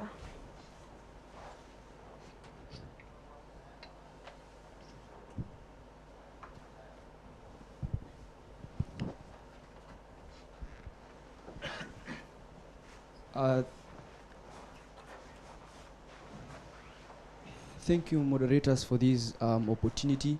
My name is Mwendwa Sean. I'm a member of for the state, that is the journalism department. Now, my first question is about the recent abduction that were happening in our country. Now, recently we saw that one of our students from this great institution was abducted. Now, what is your take as aspiring candidates, or not aspiring candidates, aspiring presidents of this institution? What action will you take to ensure that we don't see this occurring again in our institution? Now, the other question is to Mr. Alex. Now, Mr. Alex, you are a liar. Not my words, but your own words that implicate you in this. Now, you talked about the funding model that comes from the county government. Now, you said that you will talk to the county government to make sure that students from Mount Kenya universities are being given the bursaries. Now, my first question on this is this. Do you know that we are not the only university in this nation? That each county has a university, or not even every county. Most counties have universities. And in this institution, we have people from different counties, and they're not just one. Like, for example, the county that I'm coming from, we have the people that I know, over 30 students that are in this institution and come from the county that I come from. Now, the county government, when I was coming for this semester, issued bursaries. The county government, not the national government. There's a difference between the county government and the national government. The county government issued bursaries through the wards and the MCAs. I want to shock you, to tell you that that program, only 10 university students were given that bursaries. Now, from the county I'm coming from, the people that I know are about 30. So if you are saying you will be able to talk to the county government so that we can be given bursaries as students from Mount Kenya University, I'll kindly beg you to make me understand how this will work. Because the county government, its main source of income is from the revenue that is collected from the county and some grants from the national government. So, sir, kindly, can you help me understand how you'll make this work? And my third question goes to Mr. Rashid. Mr. Rashid, you talked about the previous regime that is coming to an end. You are the finance minister. And if I can get this correct, one of your mandate was to make sure that the people that are living in the external hostels are well catered for. And you are talking matters, Wi-Fi, security, and all that stuff. Now, you said you don't like to post what you are doing. Now, my simple question is this: how will we be able to know what you are doing? Because yes, we know you are in office, but we cannot be able to see and say, yes, we elected a leader that has been there and has been doing 1, 2, 3. I'd kindly wish for you to elaborate on that. You also talked about providing recreational facilities for the external comrades, for the people living in external hostels in around KU. You talked about Wi-Fi, you talked about entertainment joints. Now, can you tell me, during your tenure, what did you do to make sure that the students living outside school are well catered when it comes to these matters? Bearing in mind that the apartments that are outside are not owned by MKU. They are owned by people that are there to benefit. So what measures do you take, matters Wi-Fi, matters recreational facilities? Thank you. I think we're going to start to hear from Alex. Yeah. Okay, thank you so much. First, I brought the issues about the Mkusa bursaries. And when I talk about working with the county government, it's something I've done before. It's not that something I'm going to start. I started by saying I lead an organization where I'm the founder and the president, known as Nyangati College and University Student. In that organization, we normally help students. For instance, if it's student from Mount Kenya University, we come up with a list. This is a student from Mount Kenya University. We present them to the county office under the county government for bursary application. And they are normally allocated the funds. What they normally do, when you present the list of students from a certain university, they normally allocate certain amount for those students that you have presented. If it's 20,000, they share that amount equally and present the check to the university. So when I talk about the Mkusa bursary, I'm saying that because this is something that I would say it is there in all the county. So when I talk about, for example, here in Kiambu, student from Kiambu, if I present a list of 30 students from Kiambu here in Mount Kenya University, I take them to the county government and request in the process of bursary allocation, please allocate some money for this student. And that bursary will be taken to the school. The school will share the amount equally for those students. How is that not workable? Okay. So it's not good that I've heard you have called me a liar, but then it's also good for your question. I like the way you have presented your question, and whenever I say I'm going to make Mkusa bursary work, I mean it, because it's something I've watched and I've seen working. Okay. Yeah, thank you. So you said that you're going to be approaching the county government. Yeah. Okay, as who? Is the school president. Yeah. Thank you. Yeah. Mr. Rashid, you had a question directed to you. The mic. Pass the mic. Thank you so much. You have asked about the external hostels and recreation facilities. We are not the people to provide, but we recommend. And the next time we come for the inspection, we see if what we have recommended has been done. And we usually write report. One of the example is I think you know the Dika Mains. the students there, they suggested some recreational facilities. And now if you go there, there is a room for the pool, that game for the pool. It has been installed, and we checked that one in our last inspection. The other thing is also about the security of the students staying there. Now some of the hostels, like the same decaments, like academics, similar to MKU Gate, they have biometrics, so that even the strangers cannot access. They have a security men.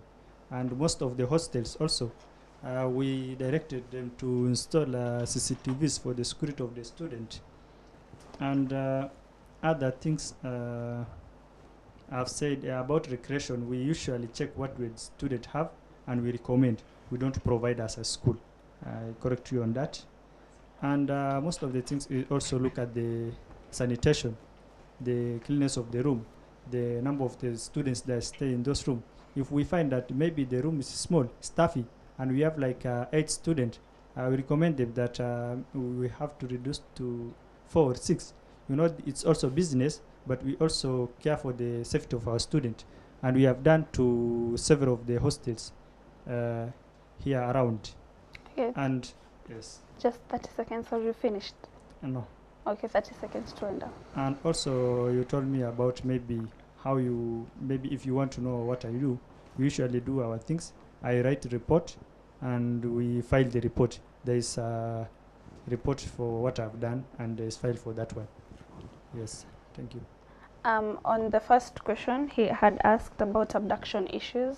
I'll give Mr. Tony to take us through that. Thank you so much. It is very unfortunate that our comrades were abducted. For example, we had Bernard. Bernard was abducted, and actually his release was due to the effort of comrades. I think one of us, Mark Tangweso, did it better than even the outgoing cabinet of Mount Kenya University. So to me, we are going to work hand in hand with the different comrades from the country. I think the platform X does it better when we join hands together and we discuss the reason why our comrades are being abducted. And I'm going to be in the front to manage and guide most of the comrades in these matters of abductions. We are going to use the platform X to discuss these issues, and we are going to know and find ways and reasons why our comrades are being abducted. And to this, I think these issues is going to be solved easily. Thank you. Thank you so much. I'll assume that question covers for all of them. Kindly be content with that. We'll go to the next person with the questions, and the next question comes. Okay.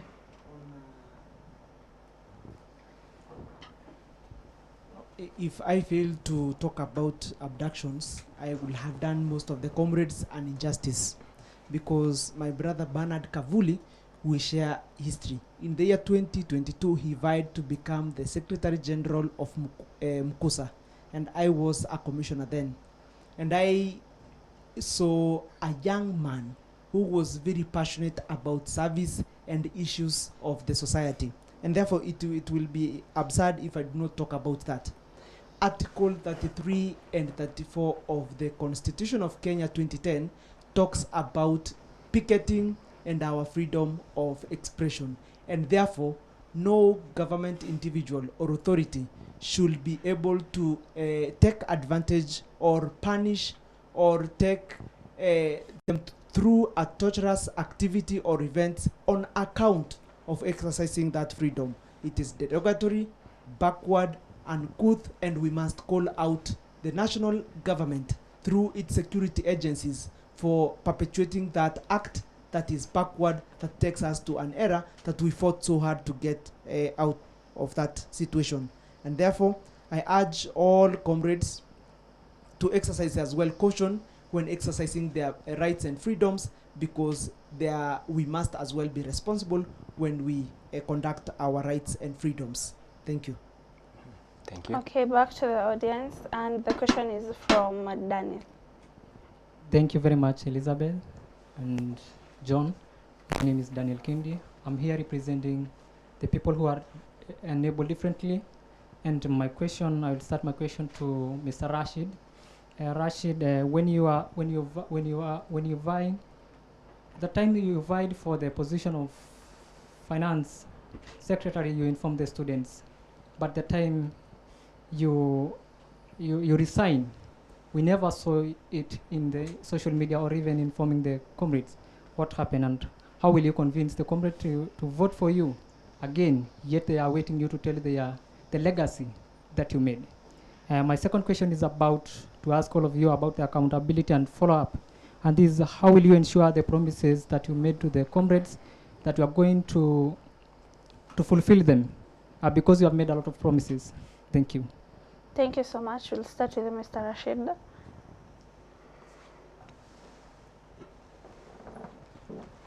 Thank you so much for the question. And I've already stated, I've done what is expected of me.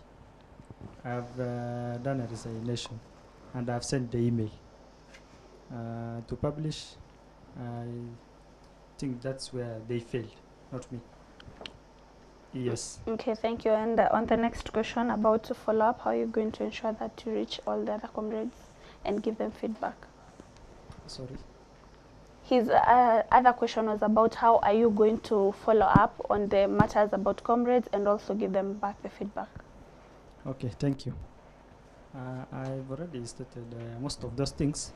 One of the things is that you need to be in touch with the comrades. You need to be in touch with the leaders of each and every group, like the clubs, the association heads.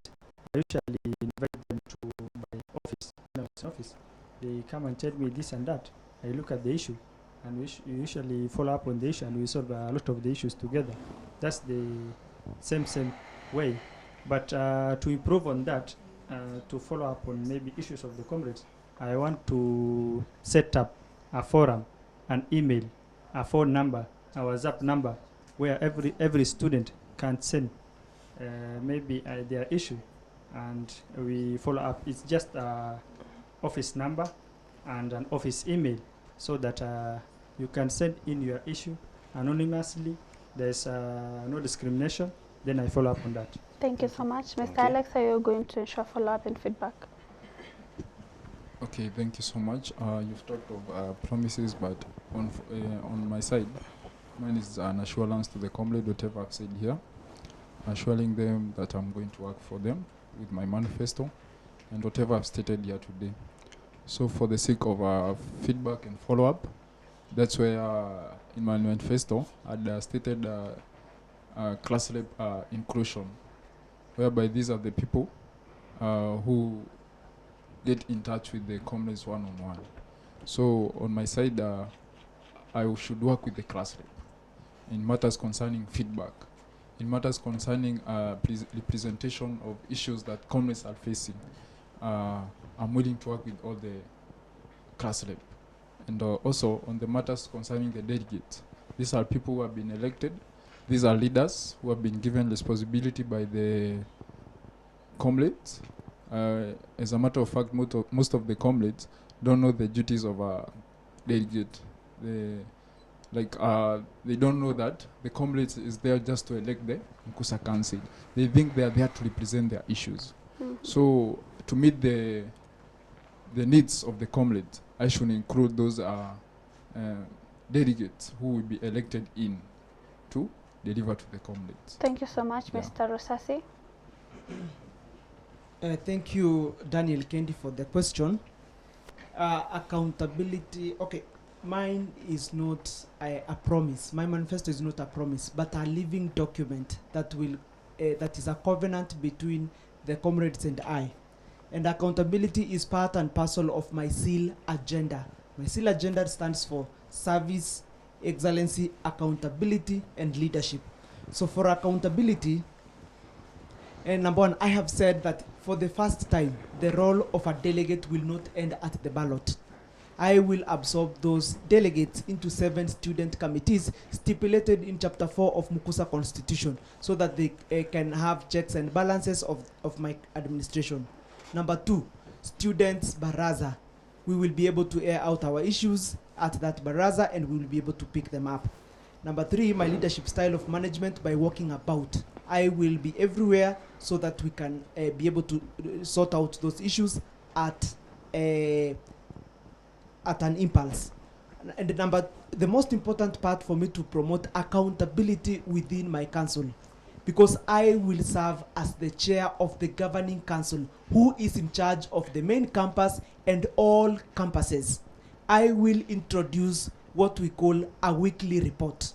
And this weekly report should and must be written by those who report to my office from all campuses and within my council, in which the weekly report will have 5 things. Number 1, what are your highlights of the week? Number 2, what are your achievements of the week? Number 3, what are the challenges that you faced in that week? Number 4, what are the recommendations? Because again, we are training leaders. As a leader, you must be able to find a solution for all the problems. And number 5, plan of action for next week. As a leader, you must think about tomorrow. To me, that accountability program or accountability tool will be part and parcel of my administration so that on a weekly basis, at least we will have achieved something. And with that, I believe we will have a more transformed student association that is able to serve the students under the SEAL agenda and under my care agenda, program academic agenda, and transformation agenda. Thank you. Thank you, Mr. Tony.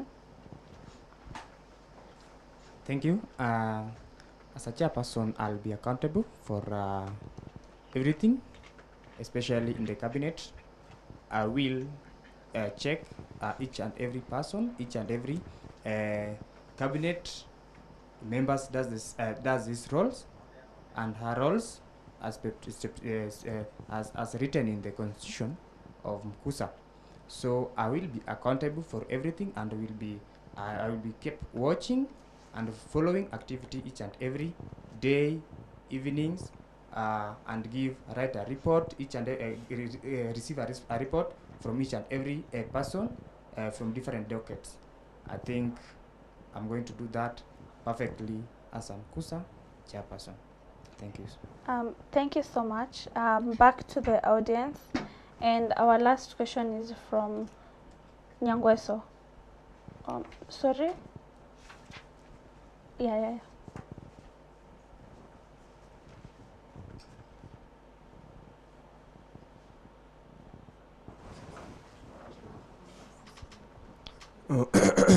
Thank you. I'm sorry for that slight quagmire. My name is Mark Okoth Nyangweso, well known as Comrade President. Please to also hear my name from my learned friends. They keep on mentioning my name. That is something which soothes my heart. I had a good question, but I will not ask it since all of us are not here.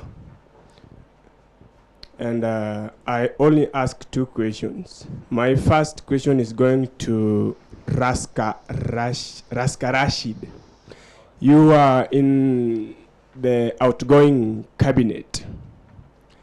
We as comrades who have read the Constitution and following the Constitution, and we are seeing how things are going, Constitution dictates clearly that the current Mkusa Council, for you to be eligible to vie again immediately, you have to resign.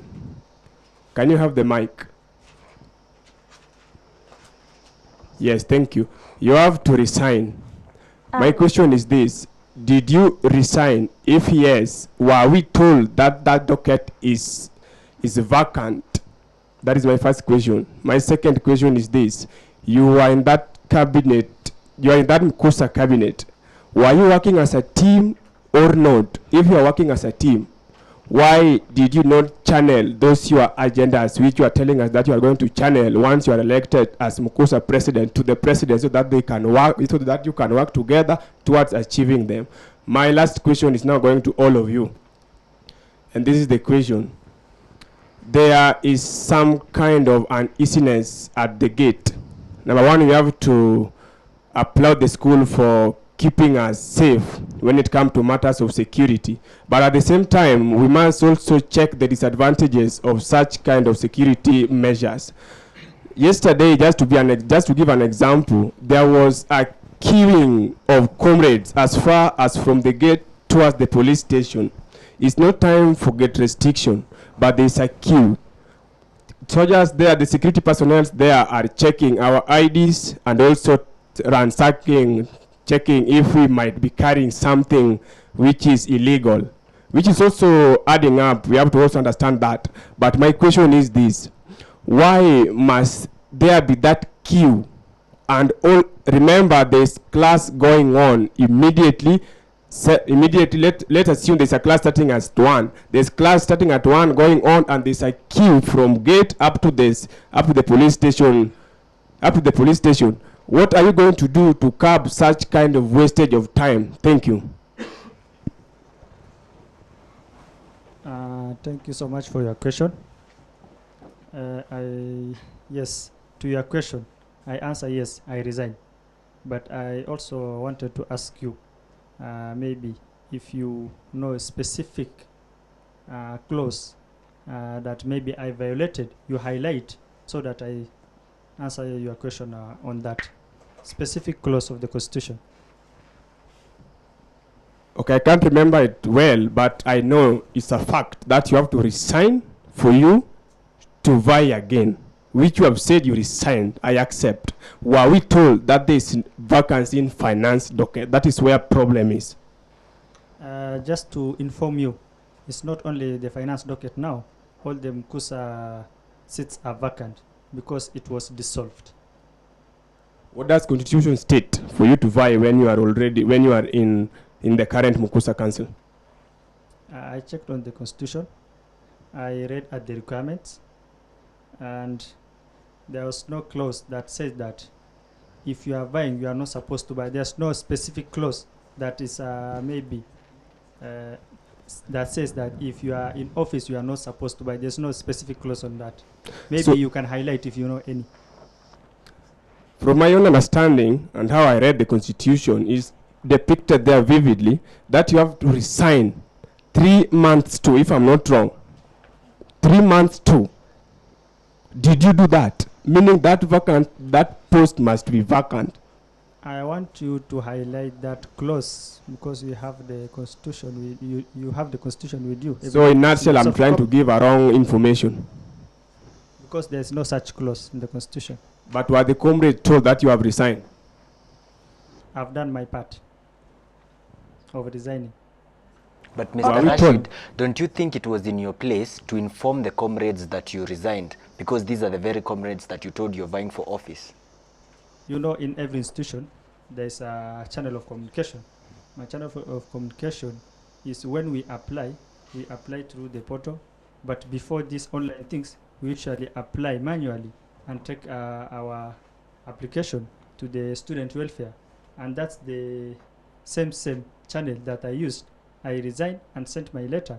So from there, the communication is not with me. Answer the question about time management. There's which one? The second question about the No, it was not about time management. He was asking whether there was a cooperation between the Mkusa members. For fact, there was not that much cooperation because everyone is focused maybe on what he's mandated to do, and there was no much cooperation between the Mkusa councils because everyone is focusing on what they do. Everyone is focusing to bring the event. Because for me, even if maybe I find maybe sponsors to bring the event, I don't have to focus on that. I have to give it to the relevant office of the entertainment, and you focus on the other things that you are supposed to do. There is no much misunderstandings, but there's no that much cooperation that is needed. One thing with that is, as in this institution, we usually run as an independent person. We don't run as a party. But if you maybe compare with other institutions, they usually run as a party from here to the last docket. But here you come from different, maybe different side, because everyone has their own agenda. But we usually work together. But I can't say that there's that 100% cooperation. Thank you. He also had a question about time management. He asked that question to all of you. Just finalize on that, and we give the mic to Alex, Rosasi, and Mr. Tony. Okay, let him repeat the question. The question is about the time wasted at the gate. And remember, it's not time for gate restriction, and you saw it yesterday when we were with you there. Okay. On that one, I can say for the security, they also have a responsibility. Let me just give you an example. If maybe they don't frisk you enough, and maybe someone come to this institution, and maybe you have an issue with someone outside there, and maybe someone comes into the institution and hurt you, who are you the first person to ask? The security. The security. They have responsibility. They have orders from their people. The question is, how are you going to curb that time wastage? How are you going to curb it? That is what I want to listen to.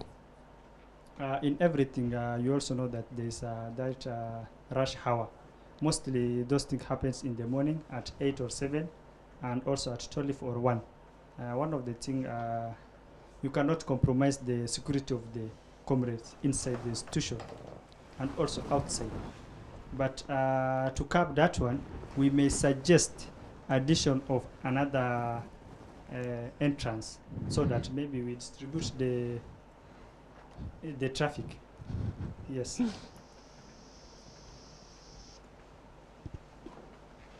Okay, thank you so much. On my take on the issue on time management, as my friend Rashid has said, we can't assume the fact that we need to look into the security of the school. So yesterday I realized, as they were frisking and maybe looking as the student were entering while accessing the school, one of the things I realized is that some of the fingerprints were not working, and some IDs were not working. But if at all if the student had an ID, because it's not the time for restriction, the security personnel there, they were helping them to access the school. So it's good even to create that awareness to the comrade. Whenever time you are coming to school, carry your ID with you. That's it, not even matters concerning accessing the school, even for the sake of your own security. I remember there was a time I was traveling at night, and there was a commotion because of the insecurity, and the police were moving around. So one thing that helped me and the people we were with is because we had the school ID. We told them we are students from Mount Kenya University, we are coming from school, this is our ID. They said, you're a student, or you are coming from school, or it's okay, go. So mine is to emphasize, it's good to always carry your ID with you. And the matter concerning that, when it comes to gate restriction, of course there is a comrade at Akuda maybe hoping for the student card will maybe work even if he or she hasn't paid the fee. But then it's good to also speak with the school management in such cases whereby the students are supposed to go into classes. Let's have a way by which we reduce this commotion. It's not a must that that we say because it's time for restriction. Now that this student has the student card and hasn't paid the fee, at some point there should be allowed because of the commotion over there. Okay, thank you so much, Mr. Yeah. Alex. Mr. Rosasi, on that. Thank you. When it comes to issues of security and safety, part and parcel of my manifesto under the care agenda, because I can give a case scenario. There are a student by the name Mumbi from the School of Nursing last year missed an exam on account of a long queue at the gate at 2 p.m. So for us to be able to solve that issue, that is why within my manifesto I have talked about Mkusa Security Council that will have it is a whole structural framework. If you get time, please go through my manifesto. But it has student security ambassadors who have special merchandise, special identification programs. They will be able to step in during times of high traffic, able to frisk, so that we ensure we maintain safety as there is a large flow of students. And that will happen this way. Once they frisk a whole line, we will make the soldier at the gate will be able to automate the gate so that the students are able to flow into school without necessarily having to put their fingerprint at the gate. In that way, we will have the students flowing in smoothly, no traffic at the gate. We have our security programs working, ensuring safety, and in that way we will have killed two birds with one stone. Thank you.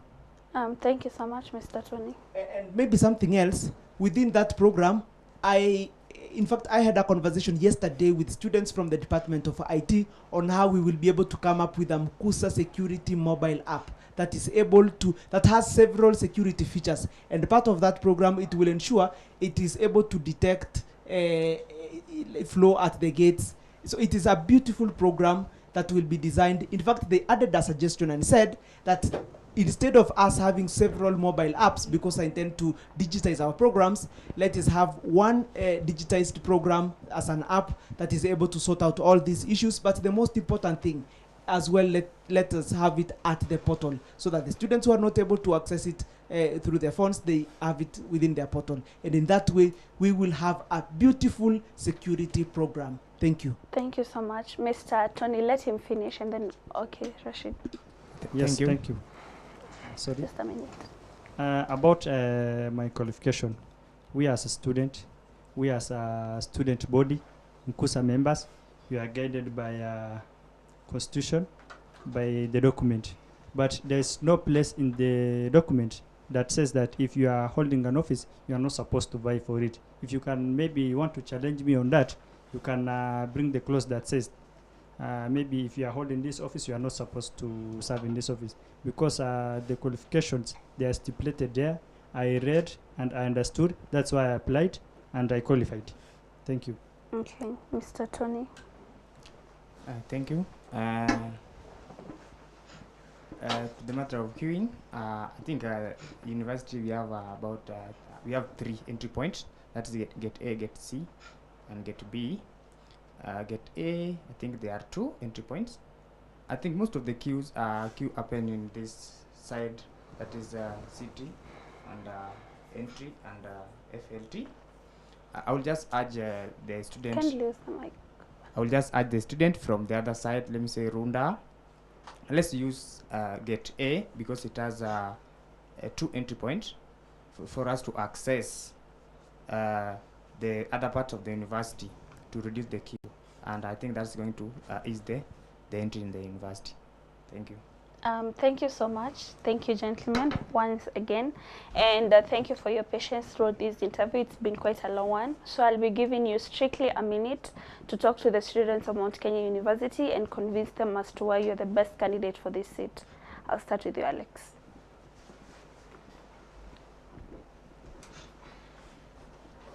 Okay, thank you. To my fellow colleagues, student of Mount Kenya University, I present myself to you as your fellow comrade, aspiring to be the next Mount Kenya University president. I'm here requesting for your support with a visionary leadership, ready to change, empower every comrade in our institution, assuring you that everything that you have discussed today, everything that I've assured you in my manifesto, that I'm willing and more than ready to deliver to you. And guys, don't feel left out. No one should feel like Alex is not fit for the office. I'm very ready and fit for this office. and I'm willing to work with every comrade in this institution. Thank you so much. My name is Alex Kenywa, alias Mr. President Papa. Let's see you in the ballot. Thank you. Thank you. Mr. Rashid. Thank you so much once again. To all the comrades and General Mkusa fraternity, I'm here with experience. I've already served you, and this time now I'm starting from what I know from experience, and I have that ambition to make our institution a better place for all of us. And there's a lot of us who don't want me to come here. They are challenging me, but those are baseless allegations, because we are guided by Constitution, and that's 100% qualification. That's why we have the committee to vet us in. That's why we have a document to guide us, and we are being guided by a document that we put there, the Constitution. So to all comrades, I once again ask for your support to serve you and to make our institution a better place. Just remember that I'm starting from experience, not from zero. Thank you. Thank you, Mr. Rashid. Mr. Rusasi. Thank you, comrades, for taking time to listen to us. Freedom is coming on Friday. Comrades, freedom is coming on Friday. On the 7th of September, 2025, freedom is coming. And freedom is coming because you have a gentleman, noble man, equal to the task to take this institution to the next level through a seal agenda that focuses on service, excellence, accountability, and leadership, guided by my 3 agenda: the care agenda, academic agenda, and transformation agenda. Under my care agenda, Mkusa Care, Mkusa Security Council, Comrades Baraza. Onto my academic agenda, Mkusa Academic Council, the Pardoning Committee, beautify our academic programs. And lastly, onto our value addition programs, transformation programs, student transformation and inclusive growth, sports academy, Mkusa Talent Academy, and student committees. They are able to help our students realize their potential and be inspired to transform into productive and exemplary members of the society. Vote for this commitment, vote for Rusasi, vote for Mkusa that is ready to transform the lives of the students. Thank you. Thank you so much. Once again, I'm very grateful for this opportunity. I'm Tony Okinyo-Tigoz, incoming Mkusa president. For the comrades of Mount Kenya University, I'm requesting for your support. That is 7th, that is next Friday. We are going to vote for change, and Mkusa is going to work for all of us. Thank you so much. God bless everyone, and we are very grateful for this great University of Mount Kenya. Okay, thank you so much, Mr. Tony, Mr. Rusasi, Mr. Rashid, and Alex. Once again, we are very grateful for availing yourselves and being patient throughout the debate. We hope that the students of Mount Kenya University are going to listen to this podcast, this interview, and are going to make the wise decisions, since this is going to determine the future of this institution. Now, ladies and gentlemen, we have come to the end of the interviews in preparations of Mkusa 2025. We had all the aspirants here with us. We have had interviews. So it is my urge that you go back to those interviews, listen carefully, and make a wise decision in selecting your future leaders. It has been a tremendous and successful event that has been conducted by Talanta MKU. And as always, I've been mentioning about Rising Tide Media Crew. We are really grateful, and I want to thank each one of you who has played part in making this production come to a success. Also, we want to thank the school administration for such a great chance. We as the journalism students, we feel so supported, and thank you so much. May this continue, and may it empower so many other students who are interested in this. That being said, We have come to the end of the interviews, and I have been your moderator, Elizabeth Mungai. And I have been your moderator, Monene John. We have come to the end of a series of debates that have brought together leaders who are aspiring to become Mkusa Council participants. Today, we had the presidential aspirants who have articulated their public policy proposals. You've heard them articulate them, and it is you to make the right decision and give one of these gentlemen a chance to lead the Mkusa Council. Once again, for every member who has made this production possible, from the directors, the camera people, the sound people, we appreciate your effort to make this production alive. That said, my name is Monene John. Have a lovely afternoon. Goodbye.